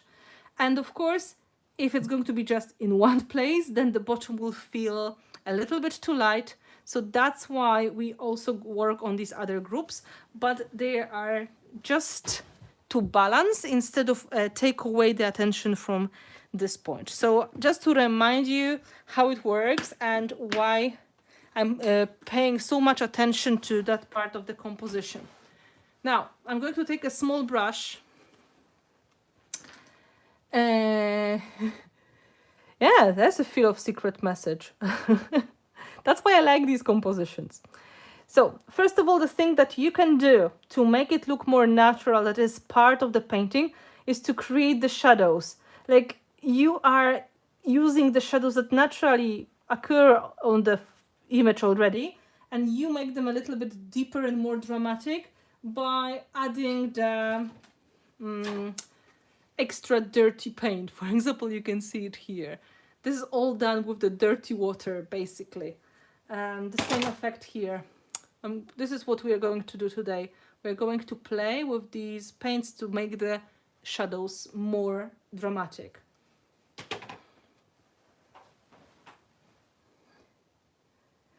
The makeup is not so difficult if you are thinking about it like you are doing like watercolor painting, okay? This should be done in very small steps and with a little bit of the paint. First of all, I will take the black color out of the bottle. This is black ink. And as you can see, this is kind of transparent.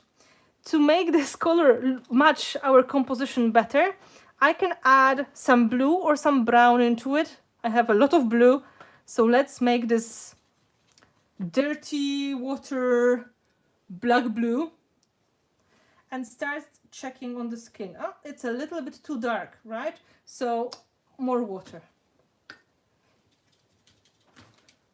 You can check on your skin. I feel still too dark.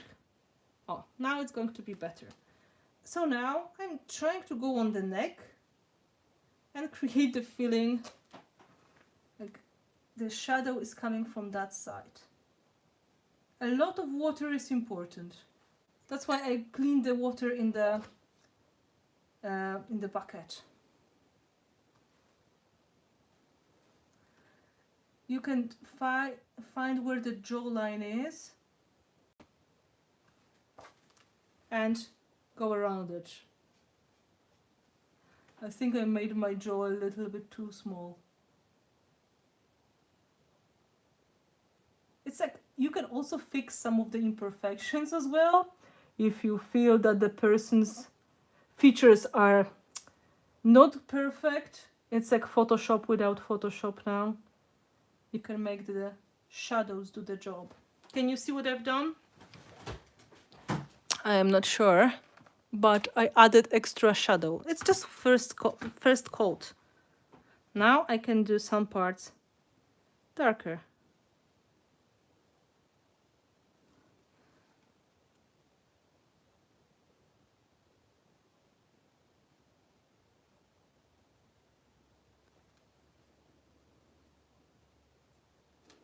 If you feel this is too much, you take the baby wipe and you blend the edge. And then you come back, you pick up the paint again. Whoa! I told you this is super, super strong. And then you can do more.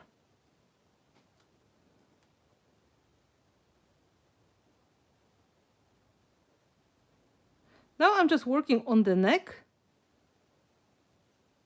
to create the feeling of the dimension. So it has this natural feeling. You know, it's just try to imagine you are making whatever you can see on the photo deeper and darker. It's good to practice on something. Maybe not exactly on the collage, which is already done. And remember, it doesn't have to be perfect. It's painting, so the brush strokes, if they are visible, they're in fact making that more convincing. See? The neck looks kind of convincing already. Now I can do a bit of the shadows on the face as well, around the hairline. And going in under the eye, using still dirty water.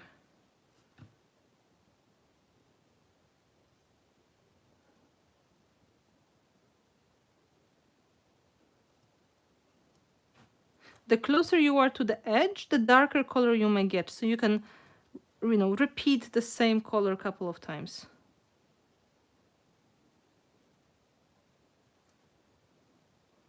I'm picking up a little bit more of this black.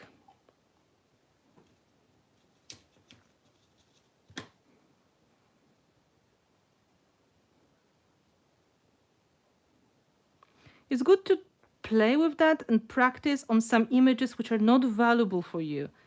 Because I do it on these photos for so long that I have no fear, honestly. For me, this is, I would say, kind of natural way of blending that into the background and turning the image into part of the painting. The key is a lot of water, good priming, and then of course a small brush so you can go into these parts. I will show you what I've done so far. Tons of water, a tiny brush, and this kind of watered down paint.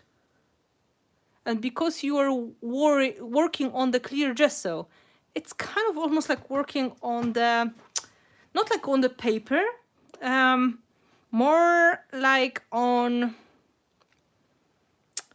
yeah, I would say like on the gessoed canvas. So this is not soaking into the paper, right? So you have a chance to move it with the baby wipe. You can clean it up a little bit.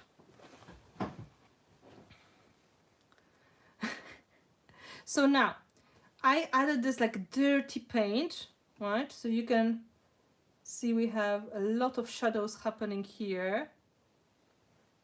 I can fix that part because I think this is not completely done yet, but almost.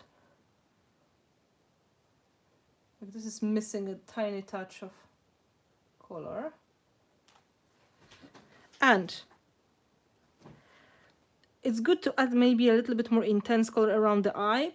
Kind of goes nicely with this idea. So this Stormy Ocean. So I will take this Stormy Ocean paint and I will use it as an eyeshadow. So again, we need to water it down. Dry erase board. Yeah. Oh, that's a good idea. That's a good way of putting it.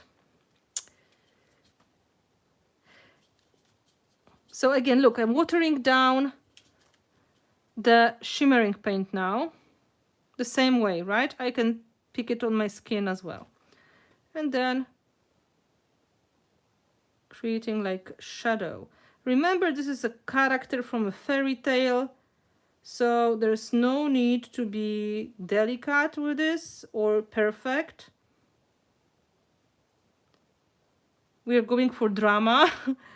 So there's no problem with getting that a little bit over the top.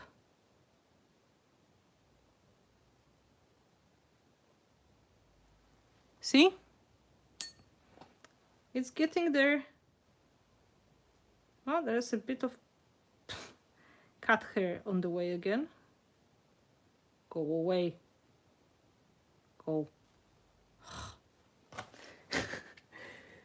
Cat hair.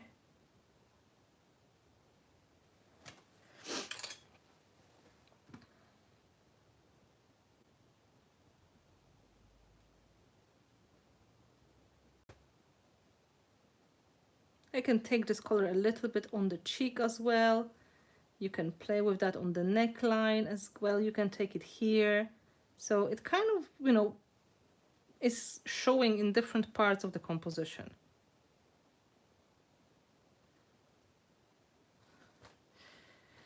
Now, again, closer look. You can repeat that 2 or 3 times if you need to.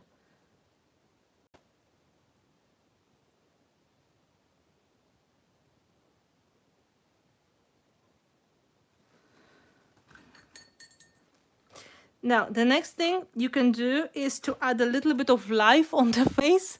For example, a little bit of the blush on the cheek, because now this person looks like taken out from the water, so half dead, and that is maybe not the best thing. You can take the colors which are not exactly real life colors. So, for example, coral works really well.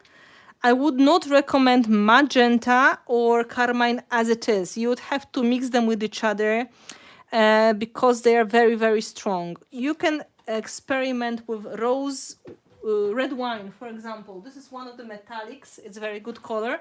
Try to get something subtle, okay? And then, as much as you can, please avoid red color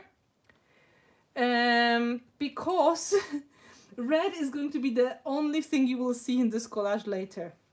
If you make red lips, like, you know, geisha style, it's going to be absolutely visible. So try to avoid that idea unless there's tons of red on the project already. So look at me. I'm again trying to make the color light. So I'm trying to check it on the cheek. Yeah, it's going to be light enough. Too much water. So with this almost dry brush, I'm going to add a little bit of that coral color, because in fact the coral goes nicely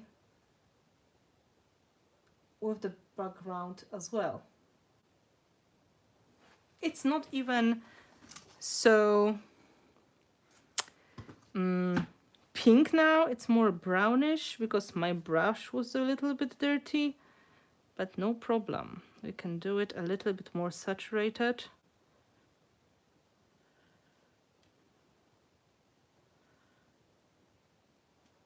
Again, clean the brush and try to play with that. The same with the lips. Usually the color on the lips is a little bit more hidden punches. Peaches. On the lips again, try to be delicate with the small touches.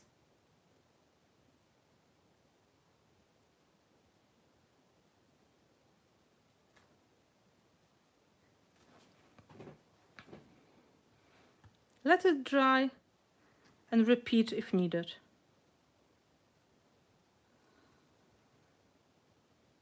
As you can see, I always put a little bit and then clean up and then make it move a little bit more. Makes sense, right?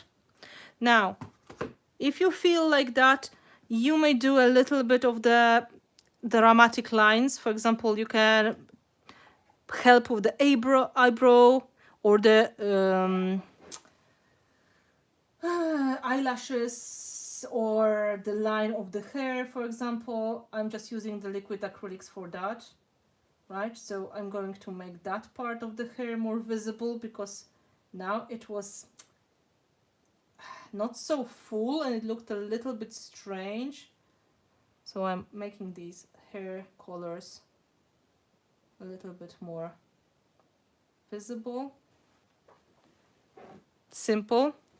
Then I will take really small brush, size 0, I guess.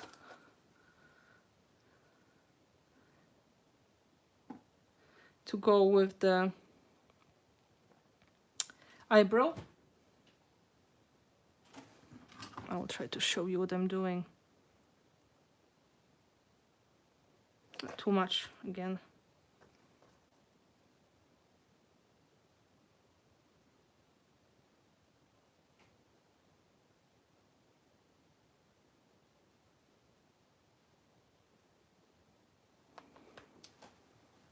so it is more visible in the project.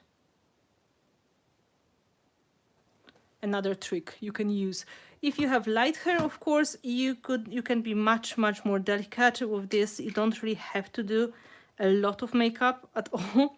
It's really up to you. And I believe it all has to match to the color of the composition.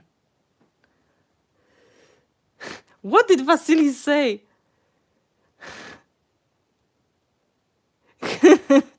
No, I'm sure you can do it.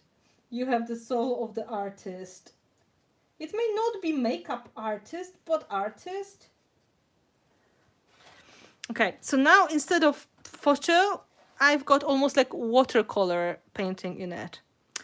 Another trick you can do is to dry it.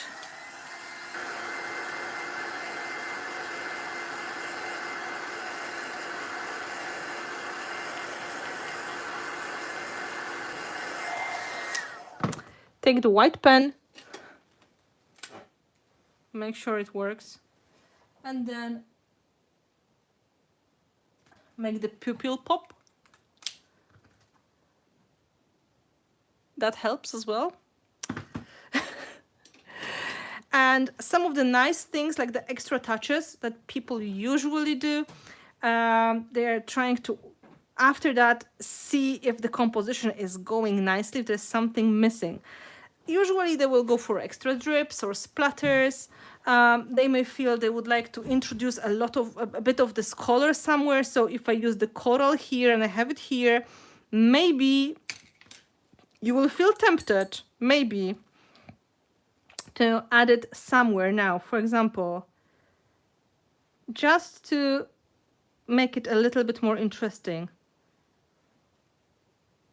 add a tiny bit of that color as well.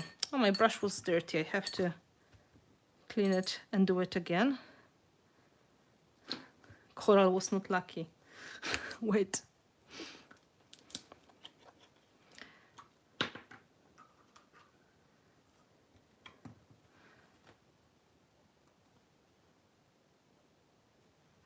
And just in the selected spots. So now it is going to have a little bit more of this balance with the makeup of the face. Just an idea. You may feel this is right, like that makes sense.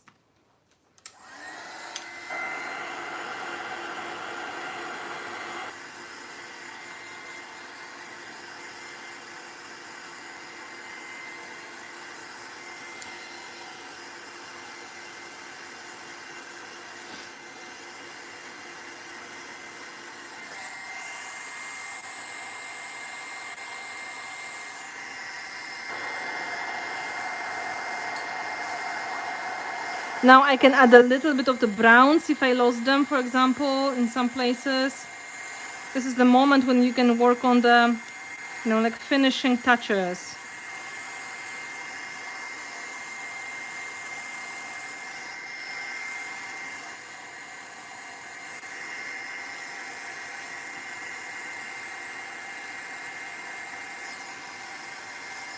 Just because I was using so much of the pearl, maybe somewhere you would feel that you would like to bring the browns back. We're honestly on the stage when we're just fiddling with this. It is almost done. And we are just adding this last touches to it. Sometimes when you introduce the color somewhere, like I did with the coral, you will feel that, yeah, you would like to have more of that somewhere in the background, and that would just feel nice to have it. Then you will realize, oh, I removed too much of the brown or blue. So you can bring it back in those, last stages of the work. And these stages are the most important, honestly, because they are helping you to get everything exactly the way you want it. So it's really more important to work on it now instead of, the first layers when we had just paper and not so much of the other elements. So you can see this is what we have done so far. I really like these coral touches, so I'm going to splatter that, but we can also add a bit of this intentionally in some parts. So let's see how it goes. I need the quite fine back of the brush. That should work. Oh, that should work. I'm taking a little bit of that coral paint.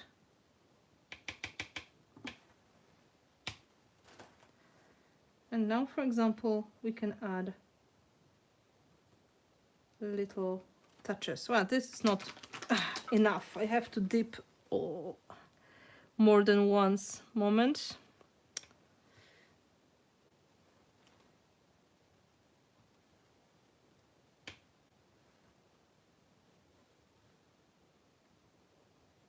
Oh, little dots.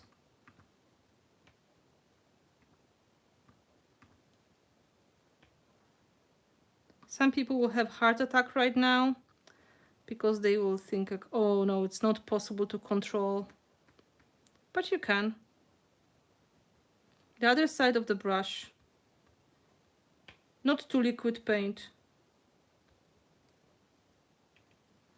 And you can get these really nice accents.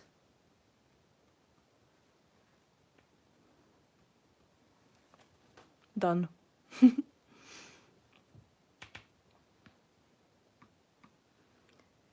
To make it even more blended in, you can add some small splatters as well.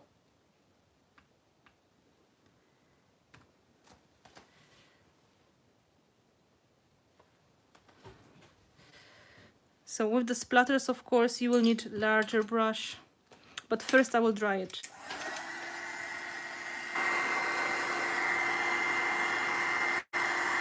Oh, hello, Anya! You are just in time for the finishing touches. This technique works really well with the metallic paints because they have nice creamy consistency and you can make a lot of small dots if you want. Just saying, this is this example. And I'm going to splatter a little bit of that coral.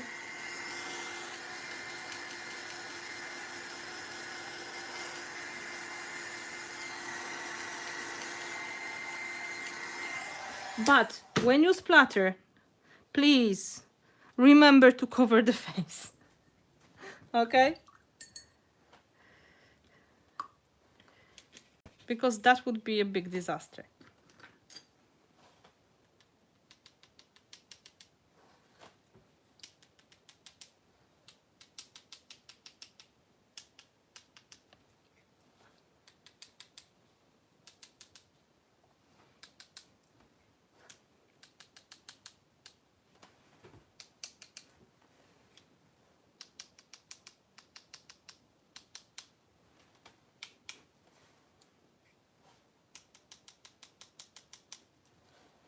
That looks finished to me.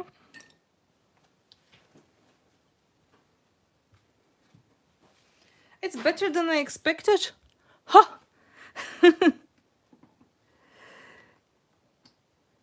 Oh, Anya, it's your birthday. Well, then happy birthday to you. Who is the birthday girl today?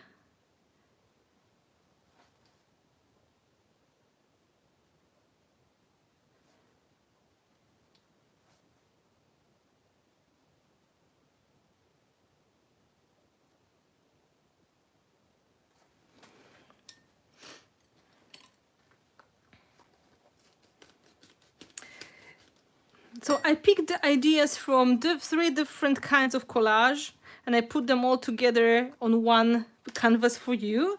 And this way, stealing like an artist from myself, we created a new collage, completely different, very much like watercolor effect. So I will show you that closer, and of course tomorrow I will take photos And Monday the latest, I will post it for you on Patreon, and I will post it on my social media. But I'm quite happy with the result. I think it has this nice painty feeling to it. Yeah, coral was really great option, and I used it on this one and I really liked it. So I wanted to show you how it is going to work with this color combination. The set of techniques on this black one was a little bit different, but of course this was all because we were using gesso in the black color to start with. Now let's have a look. I will show you the closer look. I will just close the paints because with my good luck I will spill everything. No, this is black. Yeah, it is the this combination of techniques is giving you the watercolor effect. White gesso gives you the chance to make results similar to watercolor, and also the clear gesso on the photo or image printed or from the magazine is perfect surface to work on. So let's have a look. I will move it slowly from the top, okay? So we have these coral drops. Then we have the cluster of embellishments, mostly done with burnt sienna, ultramarine with and black from liquid acrylics, and then the drips and everything around its metallic stormy ocean, finished with white pearl for the highlights. Right? Then we have the bottom part, again more of the coral. And then we can see the textures of the tissue paper as well, the design elements. So this is something between journal page, collage, dimensional collage, and watercolor. Mixed media art. This is how you make mixed media. You do a bit of everything.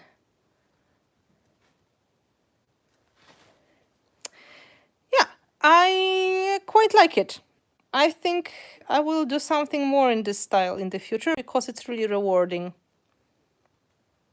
Yeah, it is. Kind of, it is. But I made similar combination of the products on other projects, but I was never really doing a small one, and I never was teaching a class like that as well.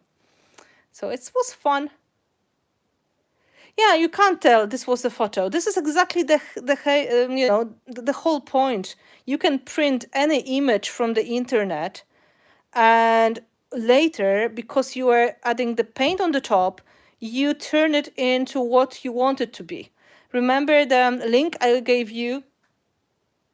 And that was the Pinterest board with a lot of silent movie actresses, beautiful collection of different faces. If you can print some of these, you can work on a lot of different effects on these faces because they have such a black and white, very dramatic look with this very heavy makeup around the eyes. They're going to be perfect for painting.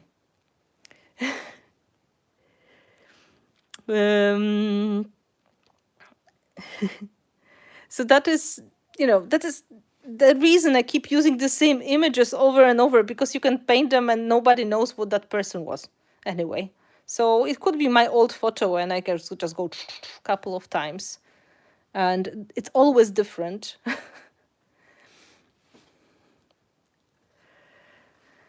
My big pleasure. I'm happy that you like it, and I hope you will get inspired, because if you will, well, I would love to see the results of your work.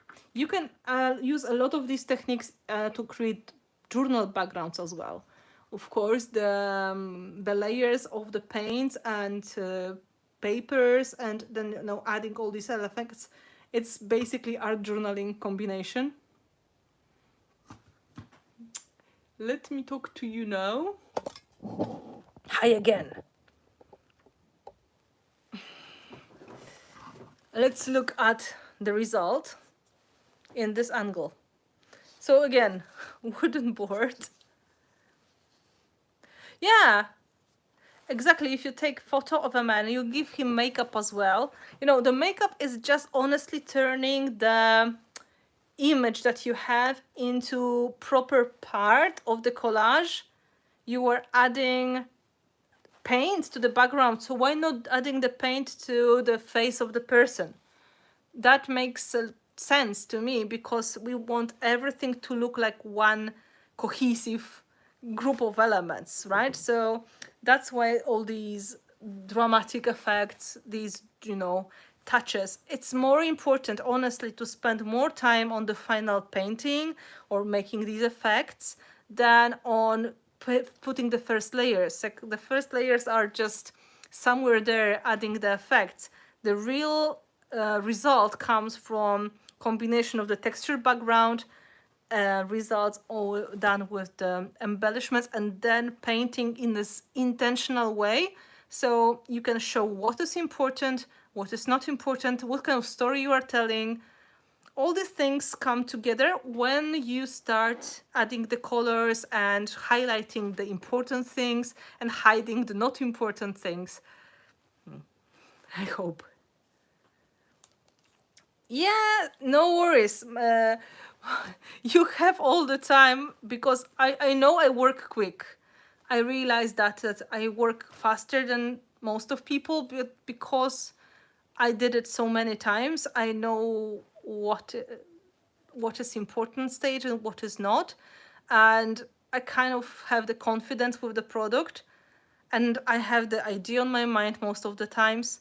So, and it's my job, okay? It's my job to show you how I did it. You can take all the time in the world. Yeah, you can absolutely try collage your favorite singer. I think for the beginning, it is easier to use the black and white image. So if you have the photo which is in color, turn it into black and white with good contrast. This is kind of helping when the photo is really white skin and high contrast of the eyebrows and eyes, so you can see exactly where the lines are, right? So it's easier for you to follow with the brush. And then it may be, you know, just really a bit of Photoshop and make the skin whiter and remove all the gray tones if you... And then you can paint on the top any color you like. So it is going to go with the color palette of your choice.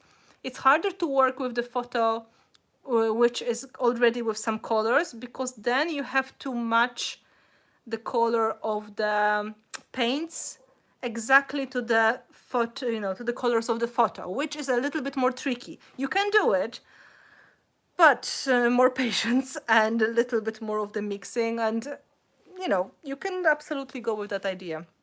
And it's a lot of fun, and there is plenty of options with using techniques like that. Some people can paint faces beautifully themselves. So if you're one of these people, you can make your own sketch and your own face first. You can absolutely seal it with gel medium, seal it with gesso, and then use it as a part of the collage, of course. That would work exactly in a beautiful way. Some people have this set of stencils that is helping to draw the face, and you can start with that as well. It's basically just the, you know, some lines to help you to determine when the where the face would go and where the features, so you can work on the right proportion first, and then to do the makeup according to what colors you finally picked. So, you know, for me it is easy because I have some of these photos taken years ago, and I use photos of the people, you know, paintings, like, you know, I like Botticelli's Flora, very nice face to paint on, and that helps. And I painted my mom's face many times, my husband's, my, of course, and it doesn't really matter, because what it is, it's like a coloring book for you, right? You have some lines and then you make them look completely different. I think somebody asked me this week when I was posting this project, what was the paper I used. So I said, no, it was printed image. And said, yeah, but what kind of Stamperia paper it was? Like, it wasn't Stamperia paper, it's printed photo. So I think I made the trick, and it looked like it was paper, or rice paper. There was a question about ink. How can I use a photo from my inkjet printer? Inkjet printer is tricky because this ink is naturally bleeding. So, if it's possible, you can go to xerocopy machine. You know, there's big machines that they make images, like, you know, the copy machine. Because this is almost like laser print, it's not going to bleed. Or go and get it printed on the laser printer instead. That is going to be much safer option because this is not going to bleed. I have a lot of photos printed just for the same purpose on simply photocopy paper and laser print, and I use it a lot. Like this collage, this tall one, this face is printed just on the photocopy paper laser print. But if you can't do it, you can try, but you have to be quick. Take a flat brush like this one, dip it in soft matte gel, okay, and quickly with strokes, not making it too wet, put one coat and dry. Okay, so it's going to seal it. Very likely you will be successful and there will be no bleeding at this stage. Okay, but at least try to go one way only and dry. And this way you're going to seal the image with the gel medium, and it's going to be protected from bleeding. Important, seal the paper on both sides, because it's going to be protected on the top, but then the water may come from the bottom of the paper sometimes. For example, when you are gluing, and then it starts to go through the paper, and then your ink may start bleeding, which is extremely annoying. Sometimes it does cool effects, but usually not. And if you do it on both sides drying, you will get the effect similar to printing on the water-resisting paper. So try it. It was successful for me a couple of times. But if you want to save yourself pain, either print it on the photo paper, so go to the photo lab and just print it on the matte or gloss, doesn't matter, photo paper, or get a laser print or photocopy. This is just safer and easier. And you can easily print a couple of images, you know, and then practice on them first, and then it is going to give you quite good results. Once I moved to the village and I don't really have access to the photo lab anymore, I would have to send it to the faraway distant place. I just invested some money I asked Santa Claus to give me a Canon selfie printer, and Canon selfie is printing with the cartridge. It is absolutely non-bleeding technique. It is photo sublimation, like heat sublimation instead of ink of any kind, and this is what we use today. This is very sturdy effect, and you can easily buy cartridges for that in the papers in the package on Amazon, probably the same source. Yeah, Santa Claus is very good for the high-priced items. Also, my Santa Claus is kind of desperate because I usually buy things before it's time to wait, you know. So if I can give some hints, he's very happy to know what I want. So that was really great investment, honestly, because now I can before the class, I printed 4 photos, different ones to choose from, so I can show you how it works. It's really easy. It's connected to the app on your phone, so you can make the sizes right.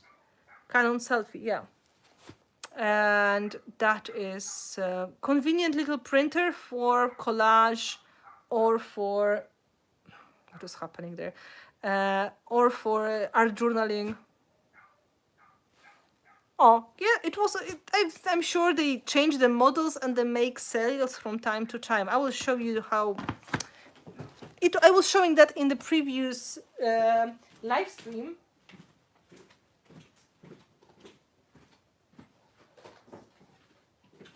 But it's really small and easy to use. I will show you.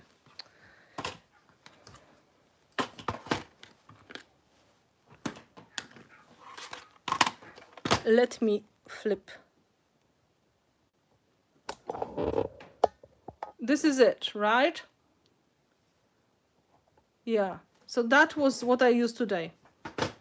This is the printer, you can see the size, and that is the cartridge with the paper that goes inside. Come on. Then it's printing, and this is what you get from the other side. So convenient, easy, and not taking too much space. So this is really good investment. It's a bit painted with paint, but if you use a lot of images, that makes sense. Because inkjet is unfortunately not the best solution.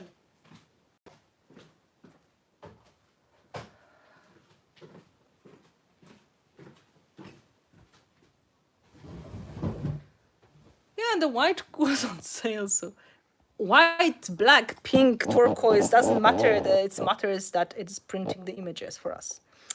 So, guys, if you have any questions, of course, I will be very happy to answer.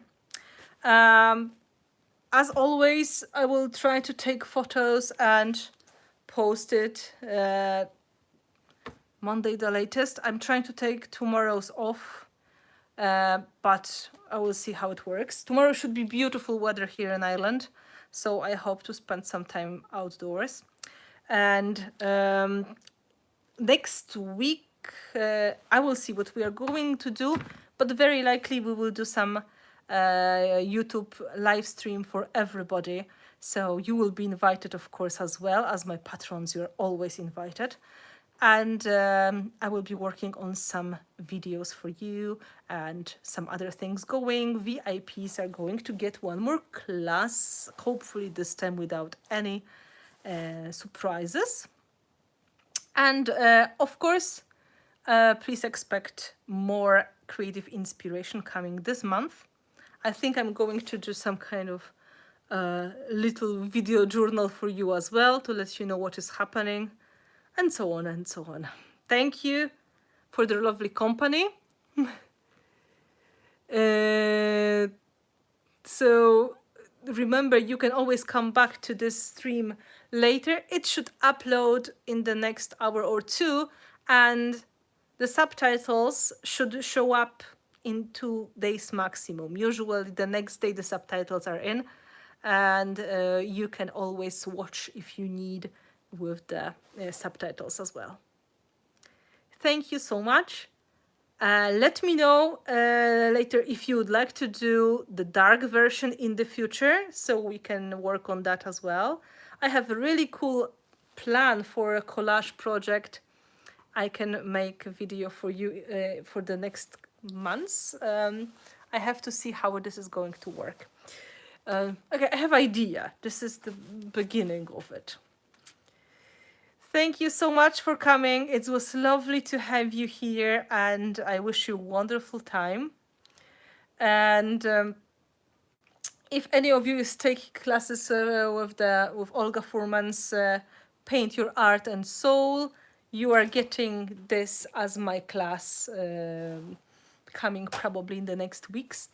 And I will be in touch with you very soon, of course. Have a wonderful time. I can't wait to see your creations. If you do something, don't forget to upload into our Facebook group because we all want to see what happened on your creative table. Thank you guys. Thank you so much. And it was great to have you here.